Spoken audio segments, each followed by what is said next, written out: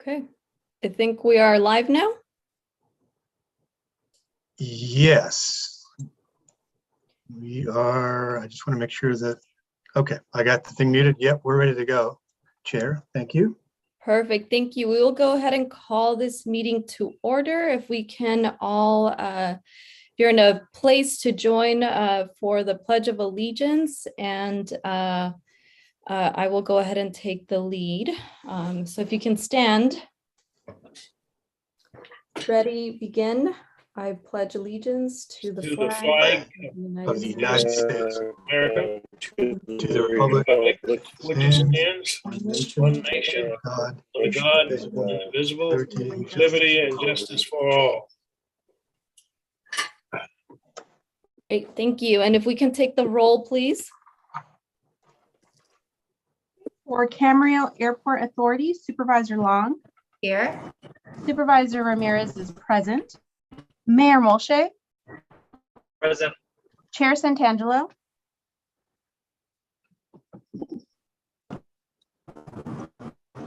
Ms. Santangelo, saw you with us earlier. Okay. Okay, not seeing her online, but I can. Just briefly did. Okay. We'll come back. Okay, we'll come back to that one. And I can make an announcement when she rejoins the meeting. And Vice Chair Baer. Mr. Baer. Hear me? Hello. Yes, I can hear you. Thank you. I'm here. Perfect. And for the record, alternate public member Randall Sonata. I'm here. Okay, Camarillo Airport Authority has the quorum. For Oxnard Airport Authority, Supervisor Long. Here. Supervisor Ramirez is with us. Councilmember Perallo. Here. Chair Lopez. Here. Vice Chair Fussell. Here. And for the record, alternate public member Mark King. Here. Oxnard has a quorum, and it appears Chair Santangelo has rejoined us. Great, thank you. And was there an additional announcement or for once Chair Santangelo joined? Camarillo already had a quorum, so just the announcement that she is now on the meeting. Great, thank you. Okay, next we have the agenda review. Are there any changes to the agenda, Mr. Freitas? Chair Lopez, we do not have any changes at this time. Thank you. Approval of the minutes of the last meeting. We will go ahead and first with Oxnard. If there's any changes, amendments, any comments on that. Otherwise, I will accept a motion if there is one. Long, a motion to approve. Second. Thank you. Can we take the roll call vote, please? Yes, Supervisor Long. Yes. Supervisor Ramirez. Yes. Thank you. Councilmember Perallo. Yes. Chair Lopez. Yes. Vice Chair Fussell. Yes. That motion passes unanimously. Thank you. And Chair Santangelo, do you want to go ahead and take the lead on the Camarillo minutes?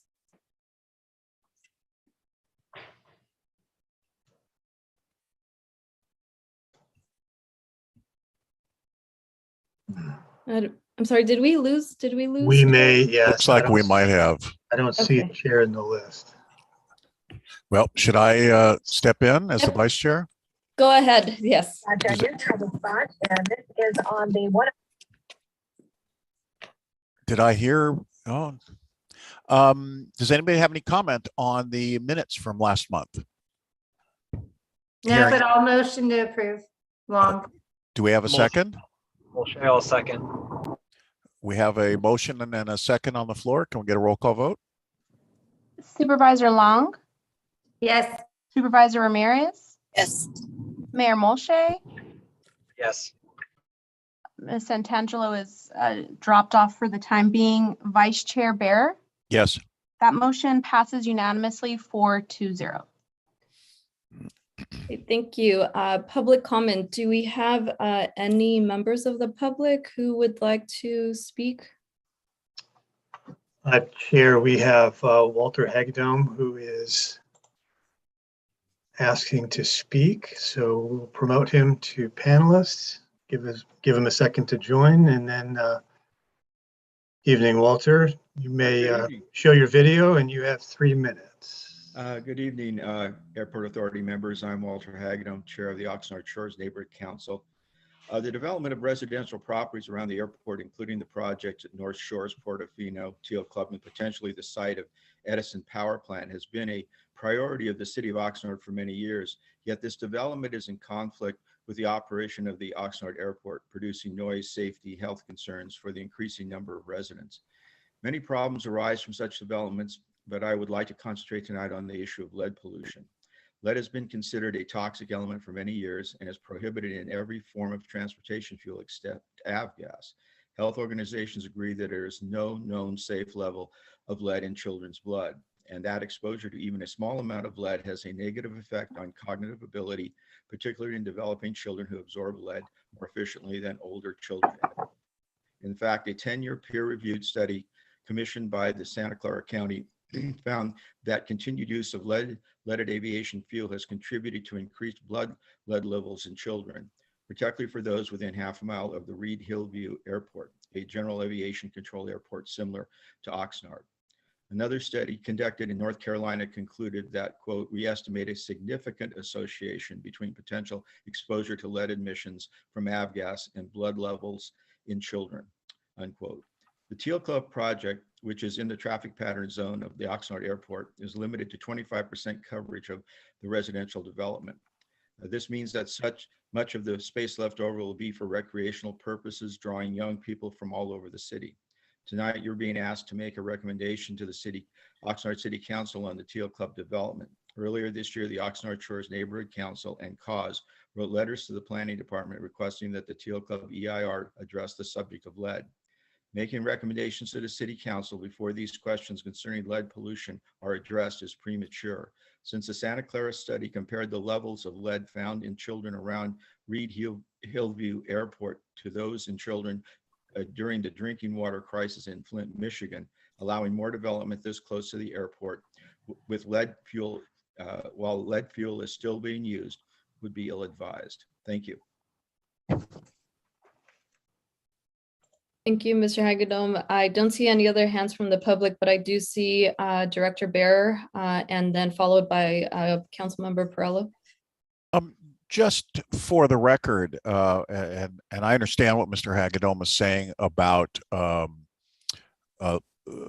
lead fuel. Was it today or yesterday? Yesterday, I have the article in front of me. An article was published and the headline is GA's unleaded fuel problem is solved. And it's about the approval of an unleaded fuel for general aviation aircraft.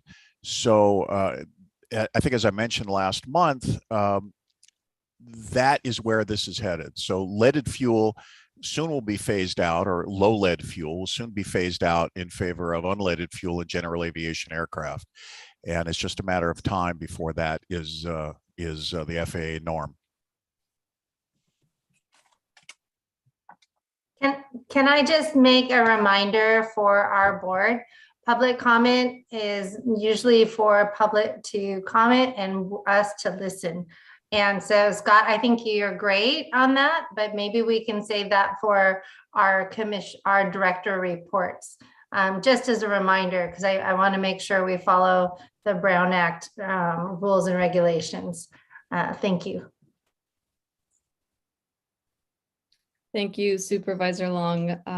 Mr. Perello, you had your hand raised. Is that something you want to hold off until we have the reports from committee members?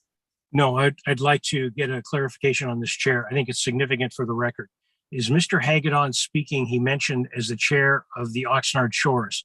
Is he speaking as the chair of the Oxnard Shores, or is he speaking as a private citizen? For the record, that will most likely be important. And I do agree with Supervisor Long in her comment, but I believe that needs to be clarified.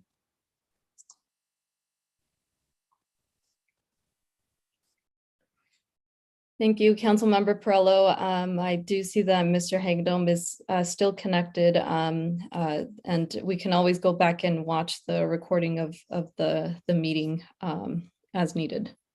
Well, the reason Fair Chair Lady, is he stated the chair of the Oxnard Shores. And as a representative for that neighborhood, I know there's some discussion about people making comments, and that's why I asked it. I hope that if no other reason, our county council who's on the line tonight can get an answer to that so it goes into the record correctly. And I could answer that, Councilman Perello.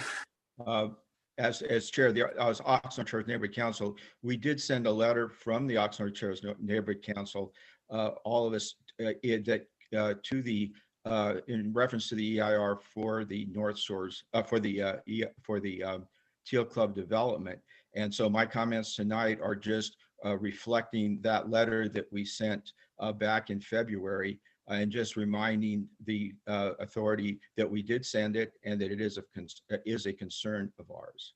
But it was discussed in our meetings, and it was discussed with our board. Thank you, Mr. Hagedorn. Thank you, Chair. Thank you. And I don't see any other hands raised on my end. So if we could just clarify with staff if there's any other pending public comment. Chair, I do. This is Dave. I wanted to say that staff would like to read out directions for how to make public comment. Thank you. And I'll introduce, making her debut, Leah. Go ahead. Thank you, Dave. If you would like to be added to the public comment queue, please be connected via Zoom. If not already connected and wish to make a public comment, you can find the Zoom link on the last page of the meeting agenda, which can be found at vcairports.org/meeting-calendar. If you wish to make a public comment on agenda item number 5, please press the raised hand button now. Or if you're calling in today, press star, then 9 to be added to the speaker queue. All right, we're caught up. Thank you. 3 comments. Oh, and we have written comments. So Leah is going to continue. Thank you. From Joe Gosland. I am a longtime Ventura County resident currently living in Oxnard Shores. I have a question and some comments for the authority members to consider. Exactly what is the benefit of the Oxnard Airport to Ventura County and Oxnard City residents? The Oxnard Airport loses money, over $1.6 million this year, and causes horrible noise issues for the residents of Oxnard Shores and surrounding communities.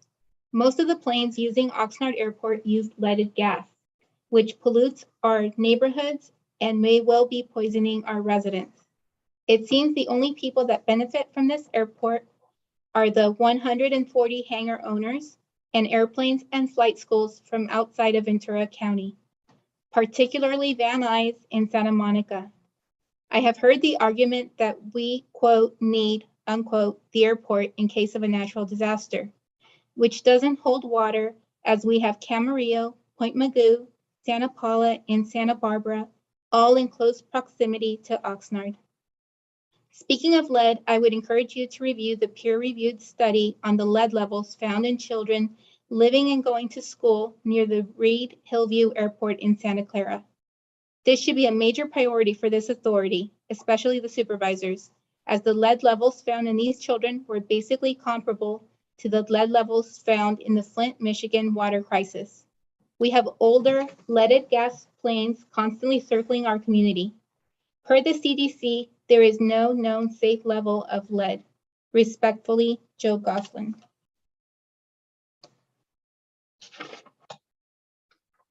Next public comment from Rita Winegarden. Good evening. My name is Rita Winegarden. I've been a homeowner in Ventura County for 26 years. I love our county and have enjoyed living here every year until now. I've had the pleasure of working with our county supervisors, such as Steve Bennett and Linda Parks, on vital issues like SOAR and turning our high-kill animal shelter into a no-kill animal shelter since 2014. Steve and Linda were instrumental in our efforts and are why we are successful at these changes at our animal shelter and SOAR. It is no secret that Oxnard Shores and surrounding neighborhoods are greatly impacted by the touch and go training exercises. The noise level can exceed 95 decibels. Listening to this kind of noise every day, every 2 to 3 minutes for 6 hours or more, is enough to make one, quote, bat, you know what, crazy, unquote. No human can sustain this, nor should we have to. I'm asking that our county supervisors make this issue a priority. We have new communities in our city plan along with new schools. All are in the flight pattern and will be impacted by the out-of-county touch and go landings that generate zero fees. Oxnard Airport has budgeted a loss of $1.6 million. Why on earth would we want this for our county? I'd like to propose a moratorium on touch and go training while we come up with a viable plan that has our residents' best interests in mind. Respectfully submitted. Last public comment from David Cronshaw. It was brought to our attention in the May 2nd Aviation Advisory Commission meeting that the reason why there's been such a large increase in flight training over Oxnard is because many of the Van Nuys Airport runways have been closed for reconstruction. These Van Nuys Airport runways will be closed until October. The Van Nuys closures, along with and the restrictions of touch and goes at Santa Monica Airport on weekends, will increase the training traffic over Oxnard. As we go into summer months, there has historically been an increase in flight training as people fulfill their, quote, bucket list, unquote, of becoming a pilot. I felt it was important to warn the residents of Oxnard of the reason for the increase of traffic and also this summer's impending training increase over Oxnard. Thank you, David Cronshaw, Oxnard. Okay, that concludes the written comments, and I don't see any public members wishing to speak, so. Thank you, Mr. Nafee and Leah. I appreciate that. And so we'll go ahead and move on to the first item of business, and it is a presentation on the Teal Club specific plan. Is there an introduction from staff, Mr. Freitas?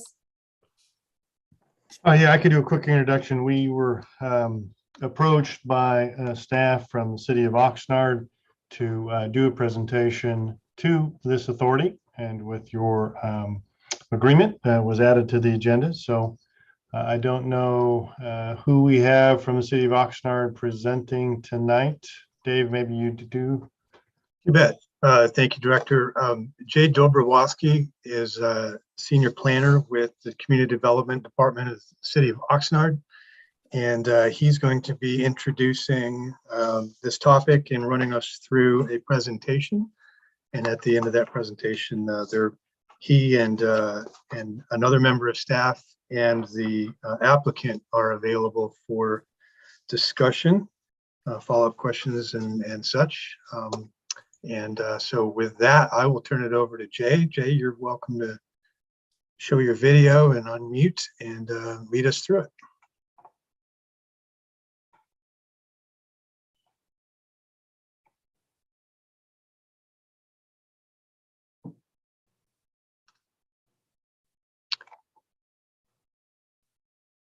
Jay, I see you're on. I see you're unmuted. We don't hear you if you're speaking.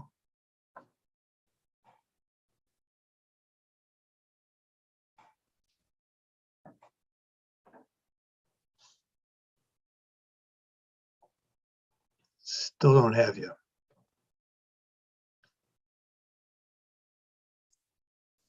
Joe, can you hear us? Yes, can you guys hear me? I got you. Yeah. Jay seems to have a microphone assignment problem. So he's working on correcting that. So it should be just a minute. He's going to call in.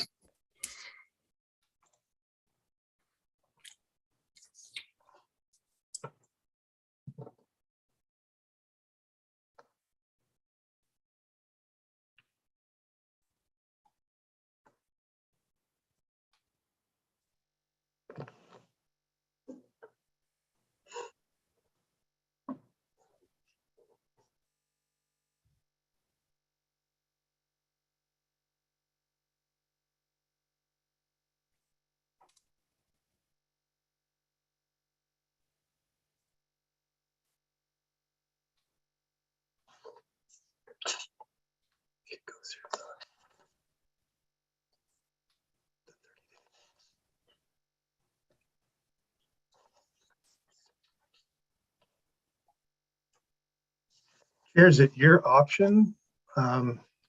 We could move through the 30-day resolutions while Mr. Dobrovolsky finds a microphone. Yes, we can go ahead and do that in the meantime. So whenever, Jay, whenever you're ready on your mic. So we'll go to item 6B, the adoption of resolution for remote teleconferencing. So we'll go with Oxnard first. Is there any comment, question, either from the directors or the public? Otherwise, I will entertain a motion. If there's no discussion or comments from the public or staff, I'll make a motion to approve this item. Second from Carmen. Thank you. Can we take a roll call vote, please? For Oxnard Airport Authority, Supervisor Long, Yes. Supervisor Ramirez, Yes. Councilmember Perrello, Yes. Chair Lopez, Yes. Vice Chair Fussell. Yes. That motion passes unanimously. Thank you. Chair Santangelo? Thank you, Chair Lopez. I finally made it back. So we have the same item for Camarillo side. Do we have a motion unless there's some discussion? Mulchay, move to approve. Second. And that was Mr. Bear, right? It Okay, we have was. a motion and a second. Can we have a roll call vote, please? Yes, for Camarillo Airport Authority, Supervisor Long, Yes. Supervisor Ramirez, Yes. Mayor Mulchay, Yes. Chair Santangelo, Yes. Vice Chair Bear. Yes. That motion passes unanimously. All right. Great. Thank you. And do we have Oxnard staff ready to present, or should we go ahead on to the next item if you're still reconnecting?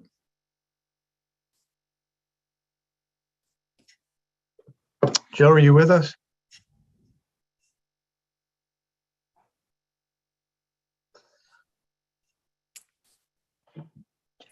Hi, Dave. This is Jay Dobrowolski. Can you hear me now? We got Yes. you. Okay, thank you. Sorry about that audio problem there. It said I was unmuted, but anyway, glad we can connect. Okay, I'm familiar with the panic. Okay, right. I see you do have my slides loaded, so I'll just tell you when to advance. Is that okay? You got it. All right. All right. Thank you so much. Good evening, Airport Authority. My name is Jay Dobrowolski, planner here at Oxnard. I will be presenting the Teal Club specific plan item. This item involves the adoption of a specific plan, a general plan amendment, pre-zoning, and annexation. Next slide, please. The project site is located outside the city of Oxnard, just north of Oxnard Airport. That's in the center of the screen with the star.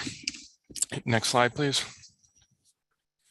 The project site is currently used for agricultural production. The site is surrounded by residential uses, light industrial uses, and agricultural land. Next slide, please. The proposed project includes the adoption of a specific plan for the development of approximately 150 acres.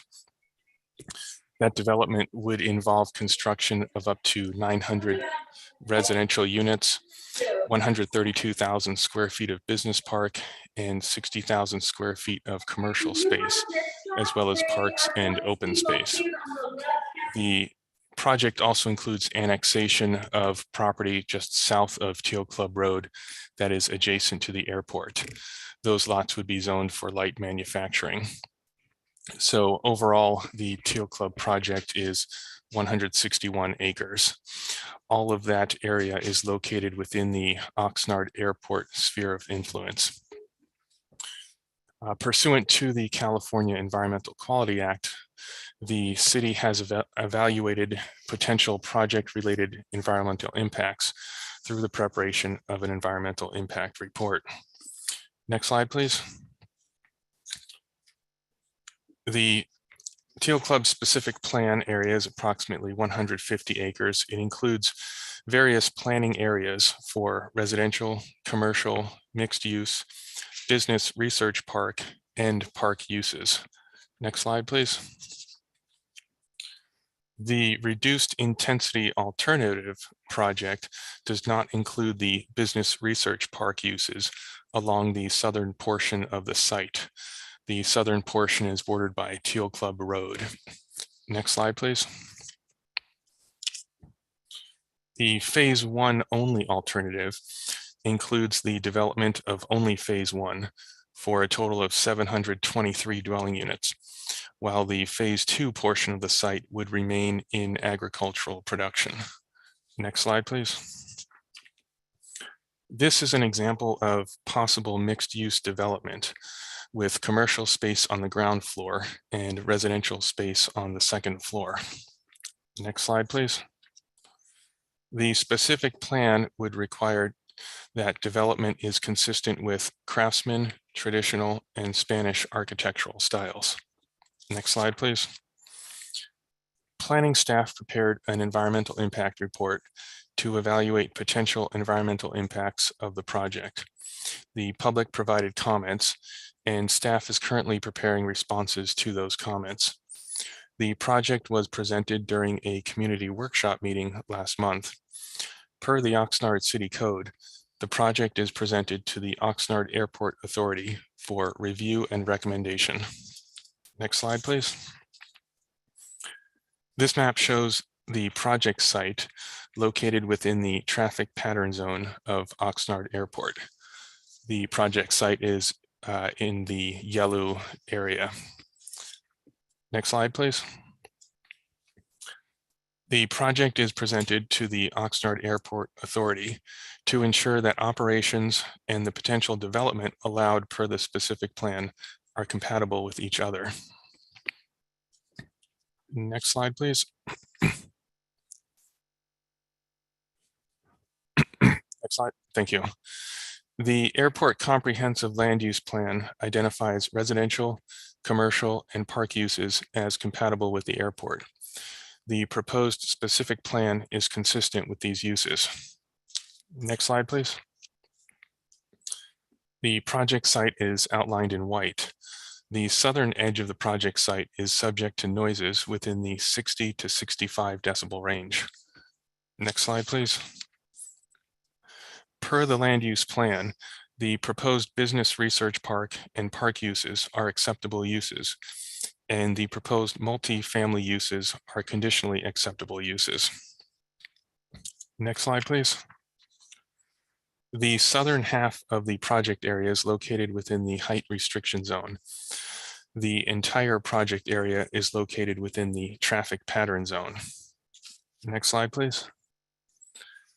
Within the traffic pattern zone, the proposed park uses are acceptable uses, and the proposed residential, commercial, light industrial, and business park uses are conditionally acceptable. The project has been designed with 25% structural coverage in the residential areas and 50% structural coverage in the commercial, light industrial, and business park areas. Next slide, please. The southern half of the project site is located within the height restriction zone. As such, the developer must submit the project to the FAA to determine if any objects are a hazard to air navigation. Next slide, please.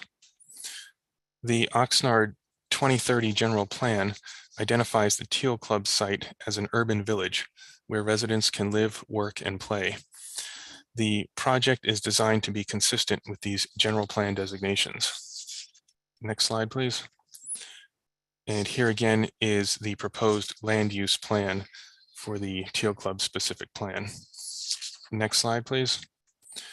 The environmental impact report identified potential impacts related to air travel as the development would likely penetrate the FAA's notice surface. Next slide, please. The EIR identified mitigation measures to mitigate those impacts to a less than significant level. Those measures include FAA notification and a maximum structural coverage for residential areas and commercial and industrial areas. Next slide, please. Based on the previous discussion, planning staff recommends that the Oxnard Airport Authority find the project is an acceptable land use and is consistent with the adopted Airport Comprehensive Land Use Plan. Next slide, please. That concludes planning staff's presentation. Planning staff as well as the developer are available for any questions.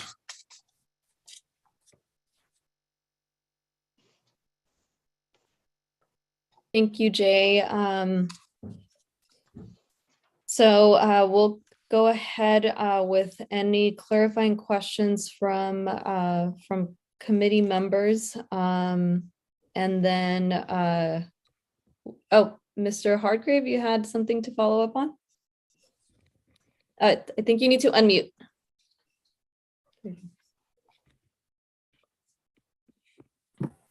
No, I'm actually available and I would like to make a couple of comments after whatever questions or whatever your protocol is for the commission. Thank you. And so committee members, or I'm sorry, authority members, are there any questions? And at this time as well, if there's any comments, public comments, please raise your hand. First, Mr. Perello. Thank you, Madam Chair. A couple of questions.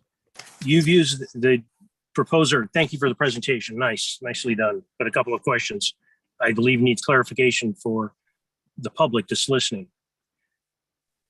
On slides 23 through 25, you use the term multiple times, conditionally acceptable. In plain English, what does conditionally acceptable mean?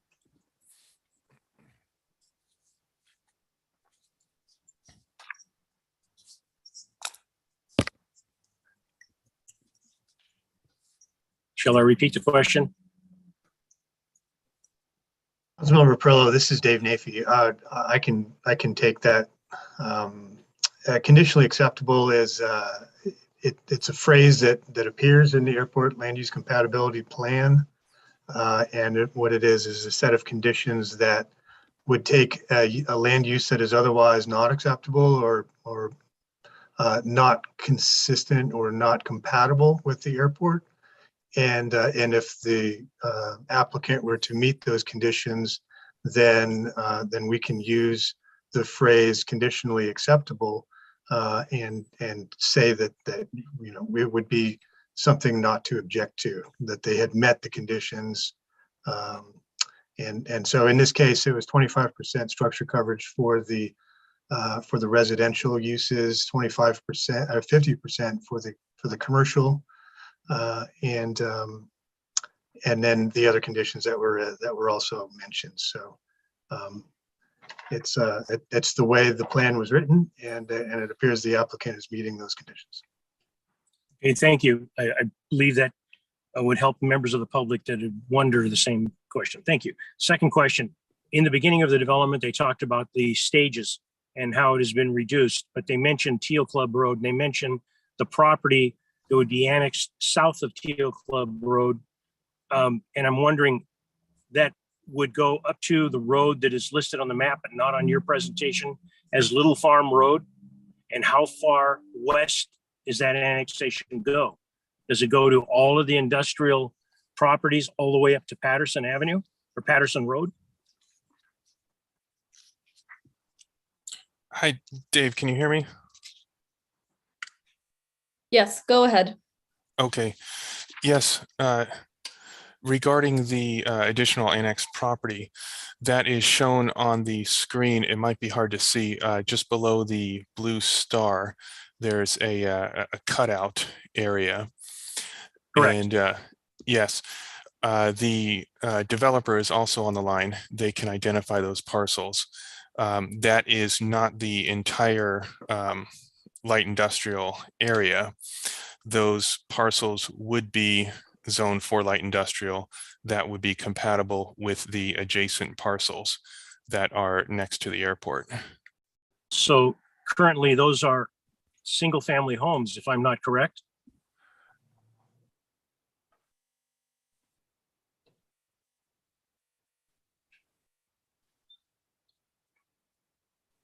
We had a tremendous The reason I asked, we had a tremendous effort on this Ventura County Public Works on cleaning up a pigsty on Teal Club Road.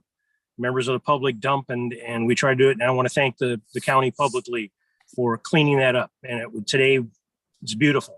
But I go on Teal Club Road quite a bit, and I get off on Ventura Road to Teal Club Road. When I'm going west on Teal Club Road, I have residential homes on the left going west, and I have farm field on the right. In your cutout, it appears that the property being annexed will only be a limited amount. It will not go all the way up to Patterson, which was my initial question. And I appreciate that answer. But the second question is not answered yet. We're going to be annexing these single family homes and making them commercial zone is the proposed plan.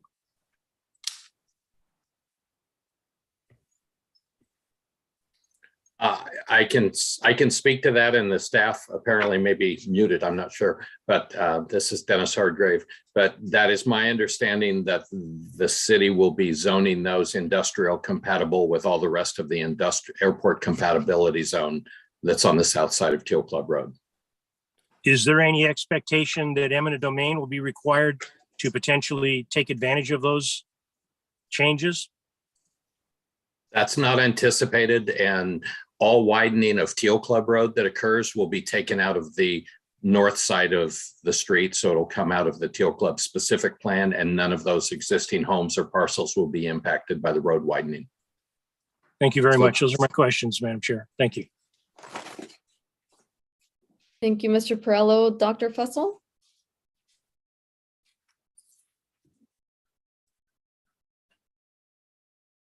Finally unmuted. I don't know whether we were listening to the people who presented at the very beginning, where everybody was complaining about noise and lead and planes flying over their house every 2 minutes, and you want to put 900 more homes right under the pattern, not close to it, but right under the pattern. This doesn't make a lot of sense to me. I'm just a country boy from Georgia, but I just don't understand that.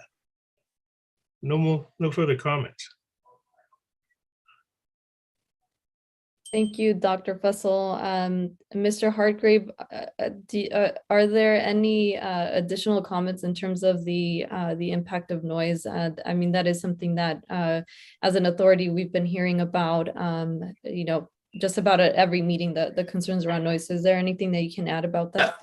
Yes, let me first say that our firm, I'm not the developer, we're the designers of the project. And our design team, first of all, I just make 4 quick points and then I'll address noise briefly. First of all, one thing not stated clearly possibly is that this land use, as you saw on the map, is in the Oxnard General Plan. It's been in the Oxnard General Plan for probably 30 years or longer to be developed. It's not in SOAR. It is in the city of Oxnard's approved HCD housing element and is in part of the arena numbers, a significant part of the arena numbers for the city of Oxnard. Secondly, as staff said, the final EIR and responses to comments are being prepared. And I do know that there was both a thorough aircraft safety analysis done, as well as all of the other life safety hazard issues that are standard in a CEQA document were thoroughly done. And our design team, just so you know what our background is for some of you that don't, we're the design team that did Airport North in Camarillo and also have done the Springville specific plan, including implementation of about 50% of the Springville specific plan.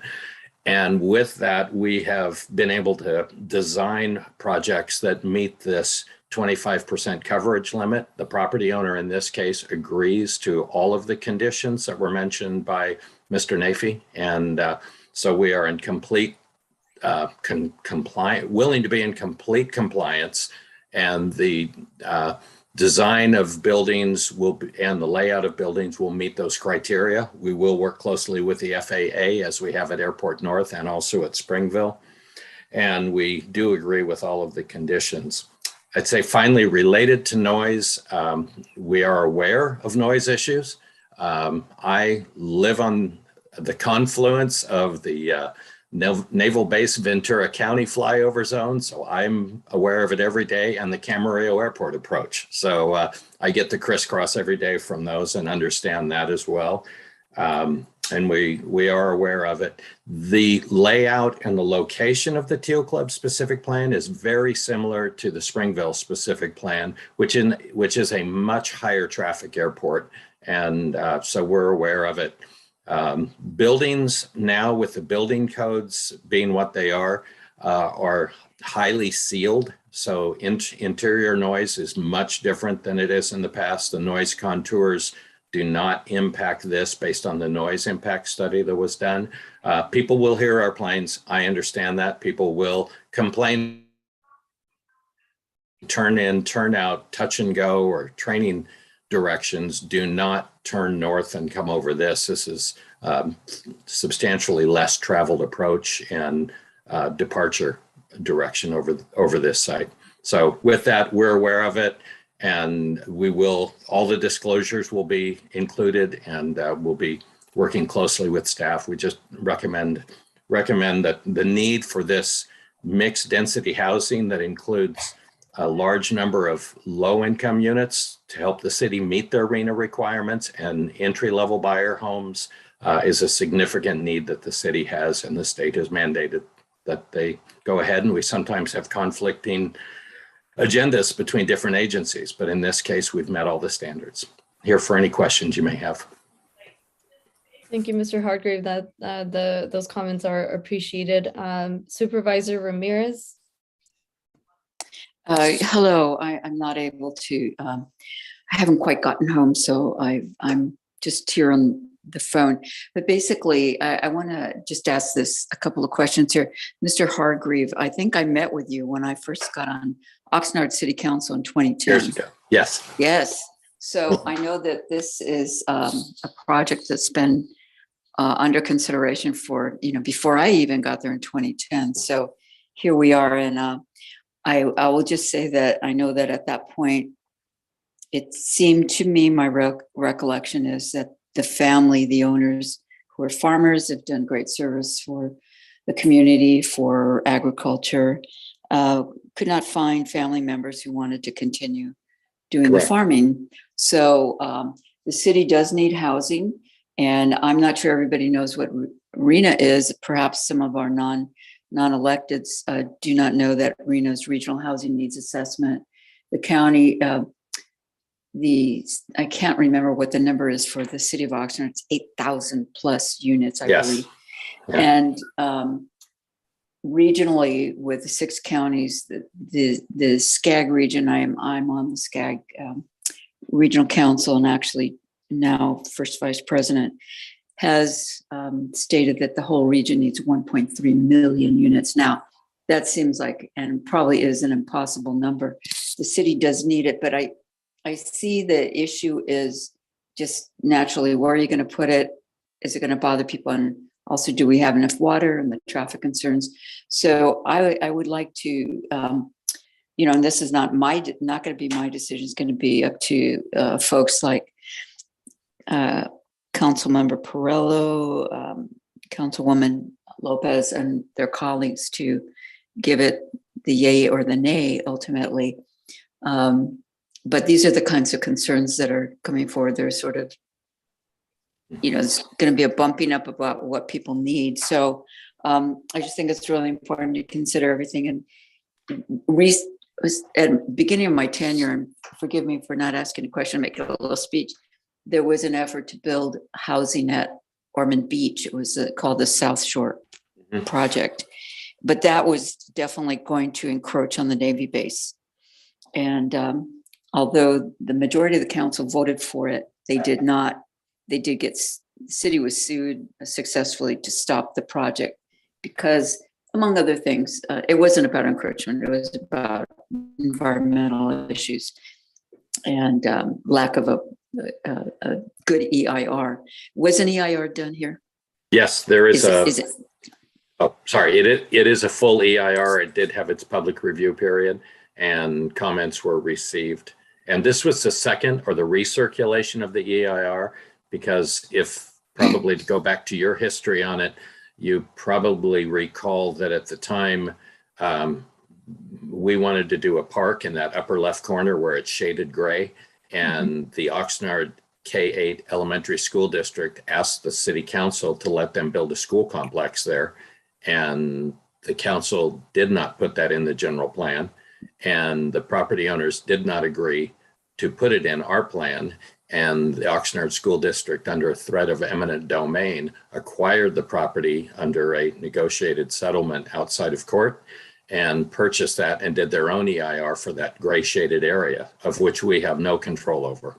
And so that's a piece of history, but it's one that's also probably many people aren't aware of. And, we're not particularly happy about that either. We don't think it's, highest and best use to have a school at that location. Well, just to remind people, the school districts in California have authorities to supersede county and city decisions about where a school should be. So they have it, they're going to build it, right? Nobody can really do anything about it. All right. Thank you very much for your answers. Appreciate it. Thank you. Thank you, Supervisor Ramirez. Mr. Bear? A question for Mr. Hardgrave. I'm looking at the picture that's on the screen now, and the development is north of the runway at Oxnard Airport, which, and I think you had said something, and I hope I'm paraphrasing it correctly, that there's less traffic on that side of the airport, traffic being aircraft traffic. But the people concerned about noise in the Oxnard area are pushing for right traffic, which would push planes out to the north of the airport. Have you coordinated at all or had any discussions with the various groups who are concerned about noise at Oxnard Airport? Well, I would say just subjectively, with the small sample size of doing a community workshop and also doing a neighborhood council meetings with our immediate neighbors to the north in Camarillo, they were adamantly opposed, obviously, to the right turn out change of routing for touch and goes and for training flights. And my understanding, I'm not a pilot, but my understanding from people I know who are flight instructors is that left turnout is preferable for a pilot to be able to have a better ground view as they're turning left without having to look across a plane. So my only coordination has been with that Camarillo neighborhood, but it has not been formally to advocate for one move or another. It's just my understanding, both observationally and looking at flight data, is that the what I'd call eastbound inbound movements are very low over this airport, particularly even as compared to Camarillo, I believe, if not percentage wise, at least total numeric wise. Obviously there's more traffic at Camarillo too. But I guess the thrust of my question is that if there is a move to change the standard traffic pattern at this airport, it's a long process to do that. But if there is a move afoot to do that, aren't we pushing the noise problem from the south to the north, where there's going to be, I thought I heard you say, or somebody say 900 new homes. I just wonder if we're potentially solving one problem and creating another. Yeah, and again, I don't know that we're solving a problem by turning it to the north, putting it on the north. So I wouldn't be the expert to judge on that. I'm more attuned to the land use issues involved here, both as Supervisor Ramirez has stated and others, the need. This is probably the last site for the city to do a green field of any size, a development on a green field of any size. Everything else is in SOAR or in coastal or outside of the city's curb boundary. So this is, so I think that's the direction we're going. I would follow the lead, and I'm sure these residents would not be any more excited to have it than anybody else would in Camarillo or Fremont North or South, probably. Thank you. Appreciate it. Thank you. Supervisor Long? Yes, I'd like to ask some details in regards to the houses structurally. As you know, you're building right next, if you do this project, you'll be building right next to the airport. Oh my gosh, that expanded to all of it. And my question is on windows and insulation, soundproofing. What are you doing about this? That's what I was alluding to, and I should have been more precise. Title 24 now, to meet the requirements of Title 24, I cannot see anyone. We're finding this at Springville. At Springville, the units are all double paned now. So that's basically standard in Title 24. And the leakage, the air leakage factors that are legal under Title 24 are extremely minimal, so that vents are caulked. There is so much insulation added on houses just to meet the requirements of Title 24 that the noise, the interior noise levels, even adjacent to the freeway, don't exceed the city of Camarillo standards at Springville. So we're used to that. We're seeing it repeatedly on projects. Well, my concern is Springville. I have concern on this with those that are going to move in to these complexes, these houses, and will they be signing a waiver that states they know that they're moving into an airport and that there's no legal things that they can come after us for? Yes, if you look at page 14, I believe, I don't know what the page number is on the, it is page 14 of the staff report. Mm-hmm. The conditions, and these are on Springville, they're on Village at the Park, they're on almost every project, anywhere that's in these areas. The coverage is no more than 25% for residential. There is a grant of navigation easement that gets recorded on every tract map and every subdivision. And there is a fair disclosure agreement and covenant that is in every purchaser's title and escrow documents that they have to sign. So everybody signs those from the beginning. I'm on both the Village at the Park and Springville HOA boards. And I honestly, this has not come up as a topic, the airport within that organization. The last time I remember a lot of noise, so to speak, about Camarillo had to do with some Italian planes that were very loud that were being serviced, and people that lived up in Spanish Hills and Viña del Mar were really unhappy about, and some other directional landings. So some of you airport people and airplane people know exactly what I mean, but that seemed to be the. I'm on, as I say, I'm on both of those boards, and we do not have homeowners coming to us saying, go complain to the airport for us. Well, I appreciate that, Dennis, and that what I'm talking about. So thank you. Appreciate it. Sure. Thank you, Supervisor Long. And if there's no further comments from authority members, Councilmember Perello. Yes, I think in fairness, we need to realize that the homeowners that are complaining now about the noise, most cases signed the same sort of agreements. And in most cases, the newer homes were built up to those standards. And I just think that put all the cards on the table. Mm-hmm. Most of the complaints are coming because animals are being bothered. But as the councilman that represents this area, the complaints are coming, the people are not able to enjoy their backyard. And I'm not saying that is the tipping point of any argument one way or another. But when that is not put into the equation of this discussion, it does a disservice to all members. That's all I was bringing up, Madam Chair. Thank you, Mr. Perello. We'll go ahead to public comment. So if anyone does have a comment from the public, please raise your hand. And I do see one speaker, Ms. Susan Tatum. Here, we're promoting her up to a panelist, and Anna would like to read out our instructions for making public comment real quick. Thank you. Yes. You bet. Thank you. If you wish to make a public comment on agenda item number 6A, please press the raise hand button now, or if you're calling in today, press star then 9 to be added to the speaker queue. Thank you.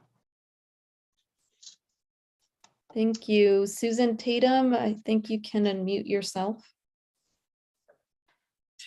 That would help, wouldn't it? All right, so I want to speak on the topic of noise and what Bert was saying about not being able to use our backyards. And I moved to Oxnard Shores 7 years ago, and we were very careful when we made a decision to buy here because my in-laws lived near Santa Monica Airport, and we experienced firsthand the problems that caused. And we knew the Oxnard Airport was here, and we checked into it. And at that time, it was benign. It was a convenient place to go for a rental car or a shuttle to LAX. And we rarely, if ever, heard any hints of airplanes. But then the noise started. So for, guys, for 25 years, we lived closer to LAX than we do to the Oxnard Airport. And we never had this kind of encroachment. We're continuously disturbed both inside and outside of our homes. There are times when we can't even be in our yards because the noise makes it impossible to think, let alone to enjoy our friends and family and just being outside, which is why we moved here in the first place. I work from home and I have had to stop business calls because of the noise inside my house. And it's scary to see and hear all these planes so low and so loud, not to mention the leaded fuel we all know is falling to the ground. Dave, you and I spoke recently, and thank you for returning my call. But what I heard you say is that the people running the airport have no control over what's going on. You said that the FAA controls anything in the air, and the pilots are responsible for following the regulations. You can't give tickets, you can't stop it. You said the homeowners and residents have no rights about what's happening above their heads. That is very disturbing. At first I thought, let's just stop the noise. Let's just stop the degradation of our lifestyle and make our neighborhood safe again. Then the more I looked into it, the more I started to wonder, should this airport even be here? What is the benefit to the residents, homeowners, and the taxpayers? What about the people who pay to live here, who suffer from the activities of pilots who pay nothing to fly over us? What about our rights and safety? What about the children attending schools in the areas these planes are flying over so continuously? It seems like you folks are really concerned with protecting and justifying pilots' rights, but who is responsible for protecting us? Do any of you care about the people who live here? And I hope that someone there does. And I can assure you that you're going to be hearing a lot more from the residents of Oxnard Shores. Thank you. Thank you, Ms. Tatum. Next, we have Joni Conterno, followed by Barb Bilkins. If we can promote them to speakers or panelists. We are in the process of that. They should be popping in. I see Ms. Conterno.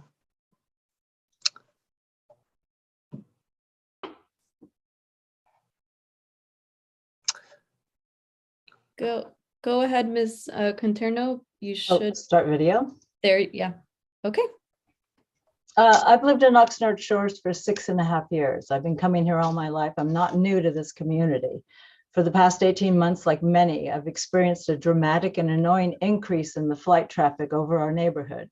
And I've recently discovered just how many others are disturbed by the allowance of repeated and unregulated touch-and-go training flights directly above our homes, schools, and businesses.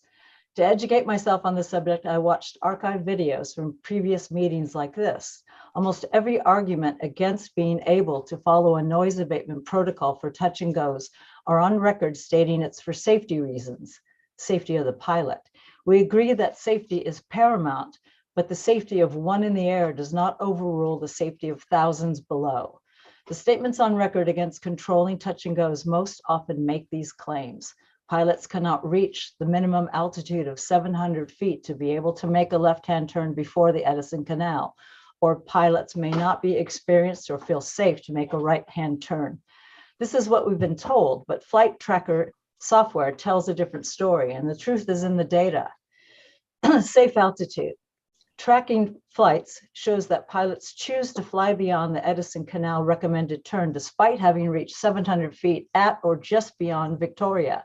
Safe altitude has nothing to do with the pilot's decision to fly over homes. Right-hand turns. Tracked flights show touch and goes with repeated circles, including both left and right-hand turns. They're fully capable of making right-hand turns. And if a pilot is not experienced enough to safely make a right turn, how is a left-hand turn safer should that same pilot encounter an emergency at just 700 feet over homes? Flight schools from here, as well as most nearby airports, are not surprisingly taking advantage of Oxnard by paying no landing fees, having access to a manned control tower while contributing nothing to our economy. But yet they're allowed to negatively impact the safety and well-being of our community by coming here to wreak havoc in the skies above us.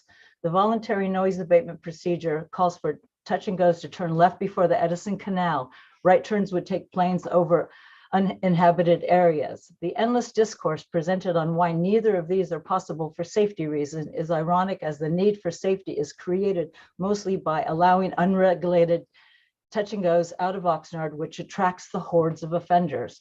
I'm one of a growing number of residents who are committed to do whatever it takes to bring safety, sanity, and well-being back to our community. Thank you. Thank you. And next, Barb Filkins.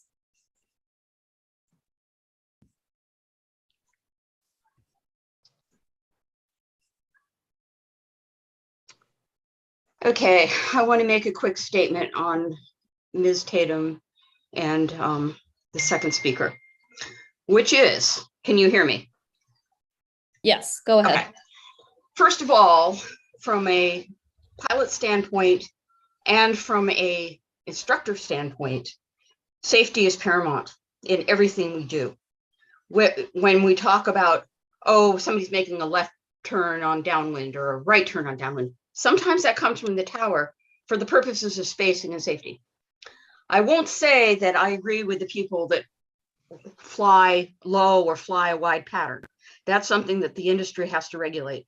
But I would suggest that people that are making accusations be very careful about classifying the pilots as a group that doesn't contribute to the community nor to the country as a whole. You've got people on this advisory that have put their life on the line for service to this country. So I just say, when you start saying that the pilot community is unregulated, we're a bunch of yahoos and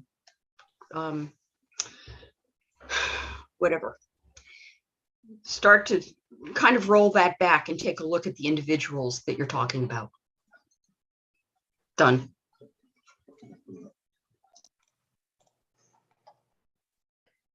Thank you, Barb. Okay, I don't see any other hands raised or anyone that might have dialed in. Leah or Anna, can you confirm? That's correct. We do not see any more hands raised. Or written comments. Thank you. Okay. All right. If there aren't any other questions or comments from authority members, I wanted to follow up with some comments on my end. I'm not sure if Mr. Hartgrave, you might be able to share a little bit more about the FAA, the involvement of the FAA in a project like this. What does that look like, just for our understanding with the public? Normally, what we have to do is file for, as it mentioned in the staff report, that we have to file for clearance for the building heights we're doing, to make sure that we are staying below the heights allowed. And I'm looking at my notes because there's so many terms in here, in the flight zones, and also in the northerly zone as well. And staff can probably clarify the term, but we do have to work closely with them to make sure none of our buildings exceed the heights. We have to work to keep documentation that the building coverage meets those technical standards for the overall project site. And then particularly if there are construction cranes or things like that that are taller, permitted with the appropriate flagging or lighting or whatever's required on those. We're in the process of a more complicated one of these, actually not related to Teal Club specific plan, to try to move the headquarters of Barryman to Oxnard, which is a large company who's based in Santa Barbara. They want to move here. And we're trying to get them on the south side of Teal Club Road, almost at Victoria, and been working with airport staff who's been very helpful with the complicated process of working with the FAA on a building that close to the runway. We've done the same thing also in this Airport North specific plan, where you'll see that there are buildings.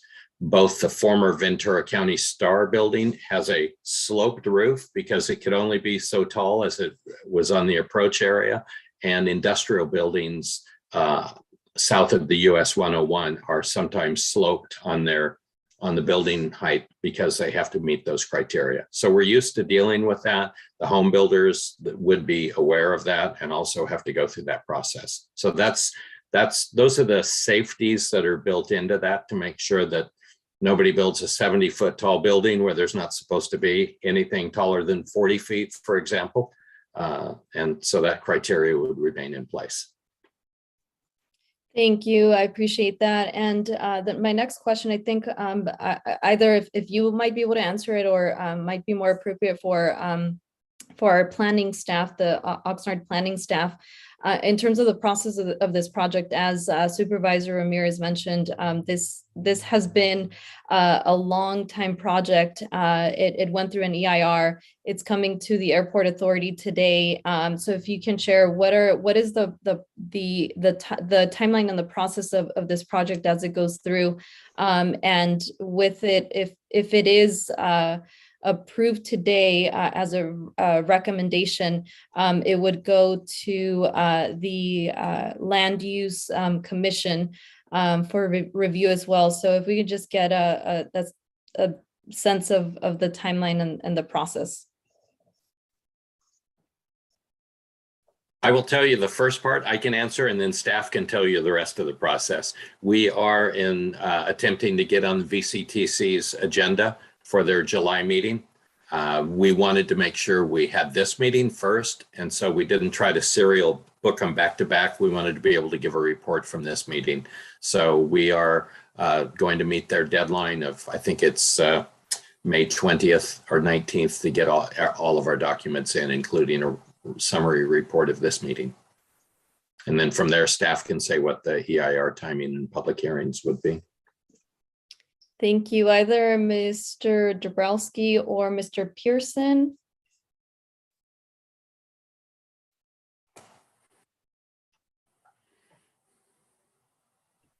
Hi, this is Jay. Can you hear me? Yes, thank you, Jay. Okay, go ahead. Great. Thank you. Yeah, sorry, we had to switch out our audio, but I'm glad we can connect. Regarding the future timeline of this project, staff is currently preparing responses to the public comments for the EIR. As the applicant mentioned, this project is before the Oxnard Airport Authority this evening. It will go to the Airport Land Use Commission for their next meeting, I believe in June. After that, then staff can identify a planning commission hearing date. The project will be presented to the planning commission. The planning commission hearing is a public hearing, so public will have a chance to comment. The planning commission will be making a recommendation to city council. Again, city council meetings are also public as well, so there's opportunity to comment at that time. The city council decision is final, And after city council decision, then this project can be presented to LAFCO for annexation into the city. At this time, again, there are several steps remaining in the process. And so at this time, only a few of those have been identified, again, pending airport review.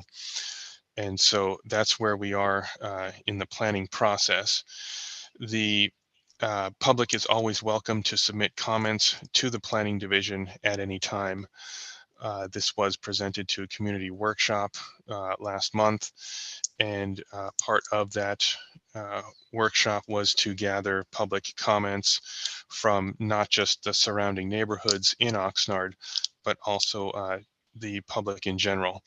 So all of those public comments that are gathered through the permit process will ultimately be presented to the Planning Commission and then again to City Council.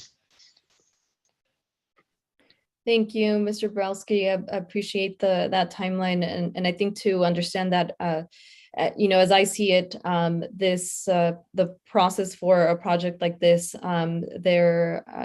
it has steps to follow, and so as I see it today, what the authority, the decision before the authority is making a recommendation that this plan is consistent with the adopted airport comprehensive land use plan. And as I read the report, airport staff, I understand that this plan does meet the conditions. I do understand and hear the concerns raised, and I think that this is part of the process. I think as we saw even with the Portofino project in a previous meeting, if there are changes that we need to make to the use of the land surrounding the airport, that is something that we would need to see through changes in the airport comprehensive land use plan. And so that, I think that's something for us to keep in mind. But as I see the project today, it is meeting the conditions set before it. So Supervisor Ramirez.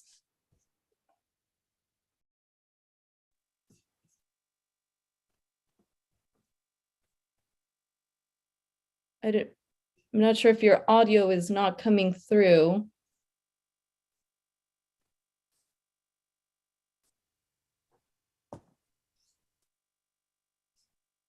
Does she have to use *9 if she's using a phone, or is she on? That might be it. I'm not sure if she's logged in through the Zoom link.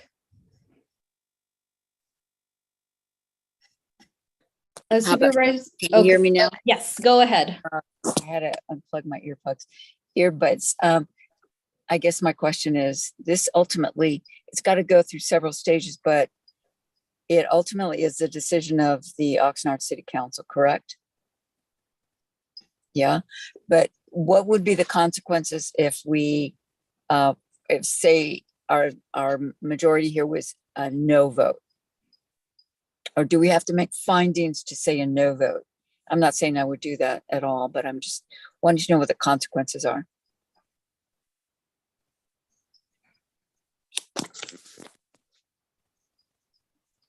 Am I being heard? Yeah, we heard you, Supervisor Ramirez. I think I'm not sure who might be able to answer that, if it's Oxnard planning staff or anyone on the airport side. It's not the airport side. It definitely would be City of Oxnard planning folks. So we're being asked to find it consistent with the conditions with the airport comprehensive land use plan. Staff has found that it is consistent, correct? And it's up to the commission to support that by voting, supporting the recommendation. Supervisor Ramirez, this is Dave. My understanding is that the Airport Land Use Commission, which is a role served by the VCTC, has the say as to whether or not it's consistent. I think this body can indicate that it's been presented to your board, and and make a recommendation or not. I think that's your prerogative, and I think that the totality of the commentary also would weigh on the decision of the Transportation Commission. And I guess I would also say that the changing or updating of the airport land use compatibility plan is also an avenue in the future, but not presently in front of us. So I guess just cutting to the chase here, is the vote of the Airport Commission a veto or not? Let's have staff take that one. Mr. Dabrowski, I see your hand raised. Yes, thank you. Per the Oxnard City Code, the code reads that a project within the Oxnard Airport sphere of influence shall be submitted to the Oxnard Airport Authority for review and recommendation before it is considered by the Planning Commission. So that's why we're here this evening. As Dave mentioned earlier, the City Code just simply directs the Airport Authority to make a recommendation. And so that recommendation is up to you. Staff finds that planning staff finds this project is consistent with the Airport Comprehensive Land Use Plan. That official determination will come from the Airport Land Use Commission. And as the applicant stated, that is scheduled on the agenda for, I believe it's June. And so, again, we're here for a recommendation. That is ultimately up to you. Okay, well, I would just say I would always want to defer to the city, because that ultimately is, I think, the one entity that should really have the yay or the nay. So I would personally support the making the recommendation that it is. Whether or not it gets the final go ahead, that's for other entities to decide. So if there's no other comments, I'd move the recommendation to the city as finding it is consistent with the adopted Airport Comprehensive Land Use Plan. Thank you, Supervisor Ramirez. We'll leave your motion, and I see two more hands before we move forward on any action. Mr. Sanada?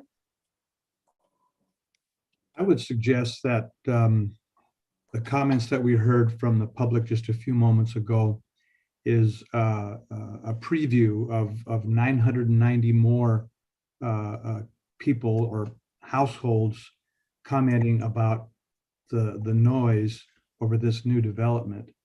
And I would hope that we would be mindful of that. The question that I have has to do with the Airport Comprehensive Land Use Plan. Does this airport authority have the ability to speak into that plan? Is there anything that we can do to help change that plan so that developments like this will not meet the criteria of such a plan in the future?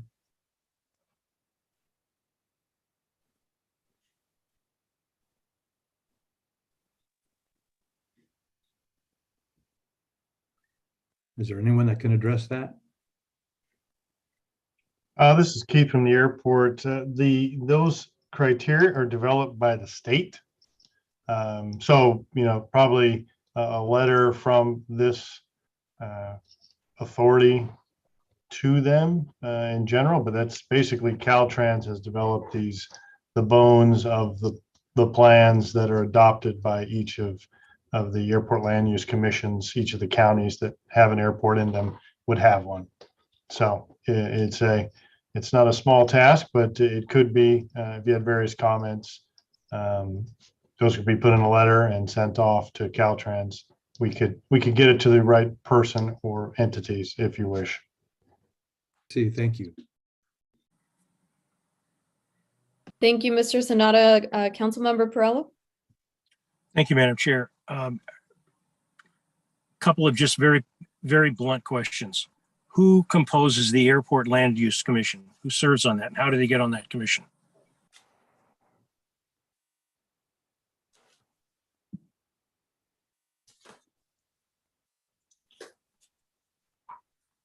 All of the supervisors are on the commission, but there are city representatives as well. Okay, thank you. The second question, this is for the general manager of the airport. Sir, is there a county council at this meeting? I know we're a Zoom, and also for the Oxnard City Class, is there an Oxnard City Attorney at this meeting?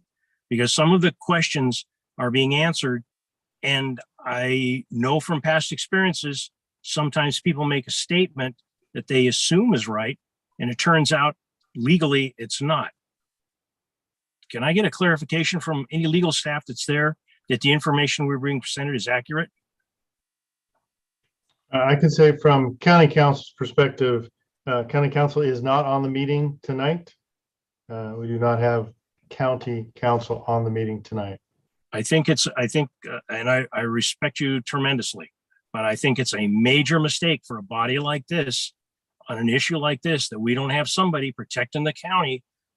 If the supervisor Ramirez is right, and this is going to go to the airport authority or the airport land use, and it's all the supervisors with some city council members, it would be better, I think, to put the problem of the fire out before it becomes a raging forest fire of public concern. That may not happen. I don't know. But there is one other thing I want to address. Currently, the ground is being farmed. And there was a comment made by, I forget who said it, that the family didn't want to farm anymore. I come from an ag background. This is the most primo dirt in Oxnard. None better, none better. But my views are not based on the dirt. My views in respect to farming this ground, most properties that are owned by people are leasing it out to people. It isn't that they need a member of the family to do the farming, or they sell it for farming. This is being under pressure. It's not in SOAR. It's been in the city's plan for a long time. There's been lots of starts and stops, and there's a push to develop it. I understand that. But as an elected council member for Oxnard who got appointed on the Ventura Council for Governments, and earlier there was a meeting, 4 o'clock to 6, Supervisor Ramirez was there. The mayor of Moore Park, one of the issues that came up at this particular meeting was water. What are we going to do with the water? And she very bluntly, give her credit, she spoke her mind. We're being directed to build more housing, and at the present time, we don't have the water. I mean, I understand the need for housing. I'm catching flack from my city for asking questions about this that could imply that I don't want people to have the access to have a house. I remember when I first attended council meetings before Supervisor Ramirez was on the council, there was a council member, Mr. Andres Herrera. And when people would come up and ask questions, he used to have a very pat answer, which is an accurate answer. The people that were complaining about development going into areas, those areas had been bean fields before the homes that they themselves who were complaining lived in. Where do you draw the line? And the reason I asked the county council or city attorney to answer some questions is later on, the electeds will be held responsible if they're still in the position for decisions that are made tonight. When I, in my own mind, did not hear a clear answer that if this is voted up or down, it impacts the next step, in my mind, being that the answer is not clear, it sounds as if it's simply a formality that it's be placed on the agenda and heard. Is that an inaccurate part, what I just stated about this item being on the agenda, whether it's voted up or down? It's simply to move the can down the road.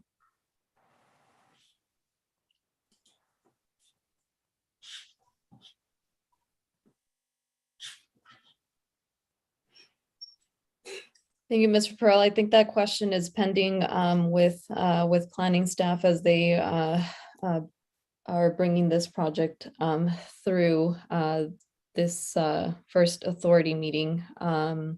So I can't get an answer on that before I'm requested to make a vote, or any other member of this body is requested to make a vote. If that's the case, I cannot support this. If I can't get an answer to a question. I'm Mr. just being- Dabrowski, go ahead.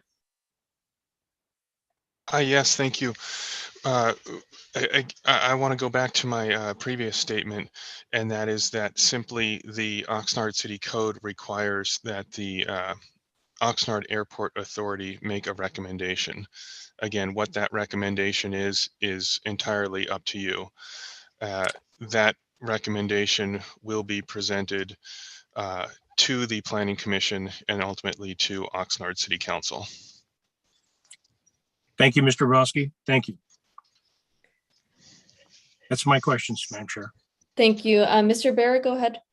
Oh, one of the things I do as an attorney regularly is I tell my clients, call me before you do anything when you have even the slightest doubt that there's an issue. And I think Mr. Perello brings up a very, very good point that I'm on the outside looking in. This is an Oxnard project, and I respect that. But it's been around for a while, and he has questions that really might need a lawyer's response, county counsel, city attorney, or both. Would it make sense to push this off a month and have county counsel and city attorney available at the next meeting so those questions can get answered?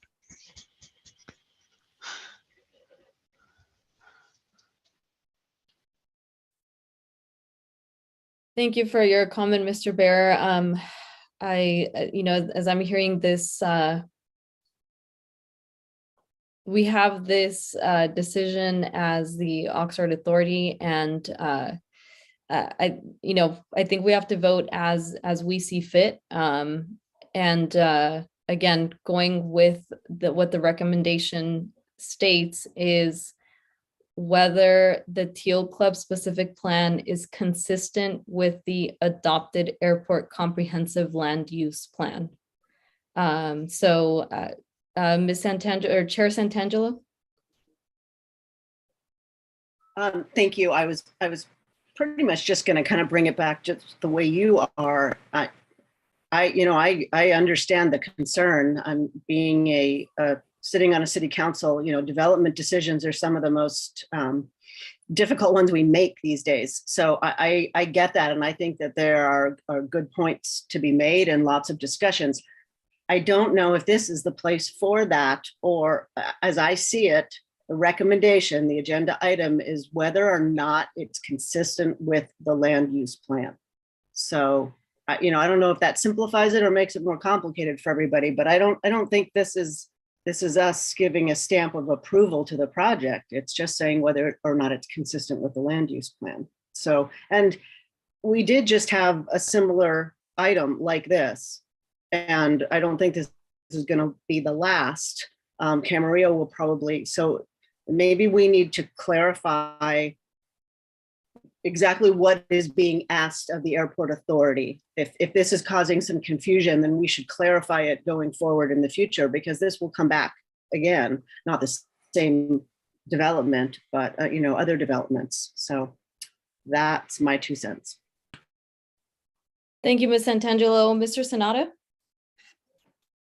Would it be possible to include a comment that even though it is consistent with the land use plan, it is unwise to go forward with such a development given the close proximity to the airport?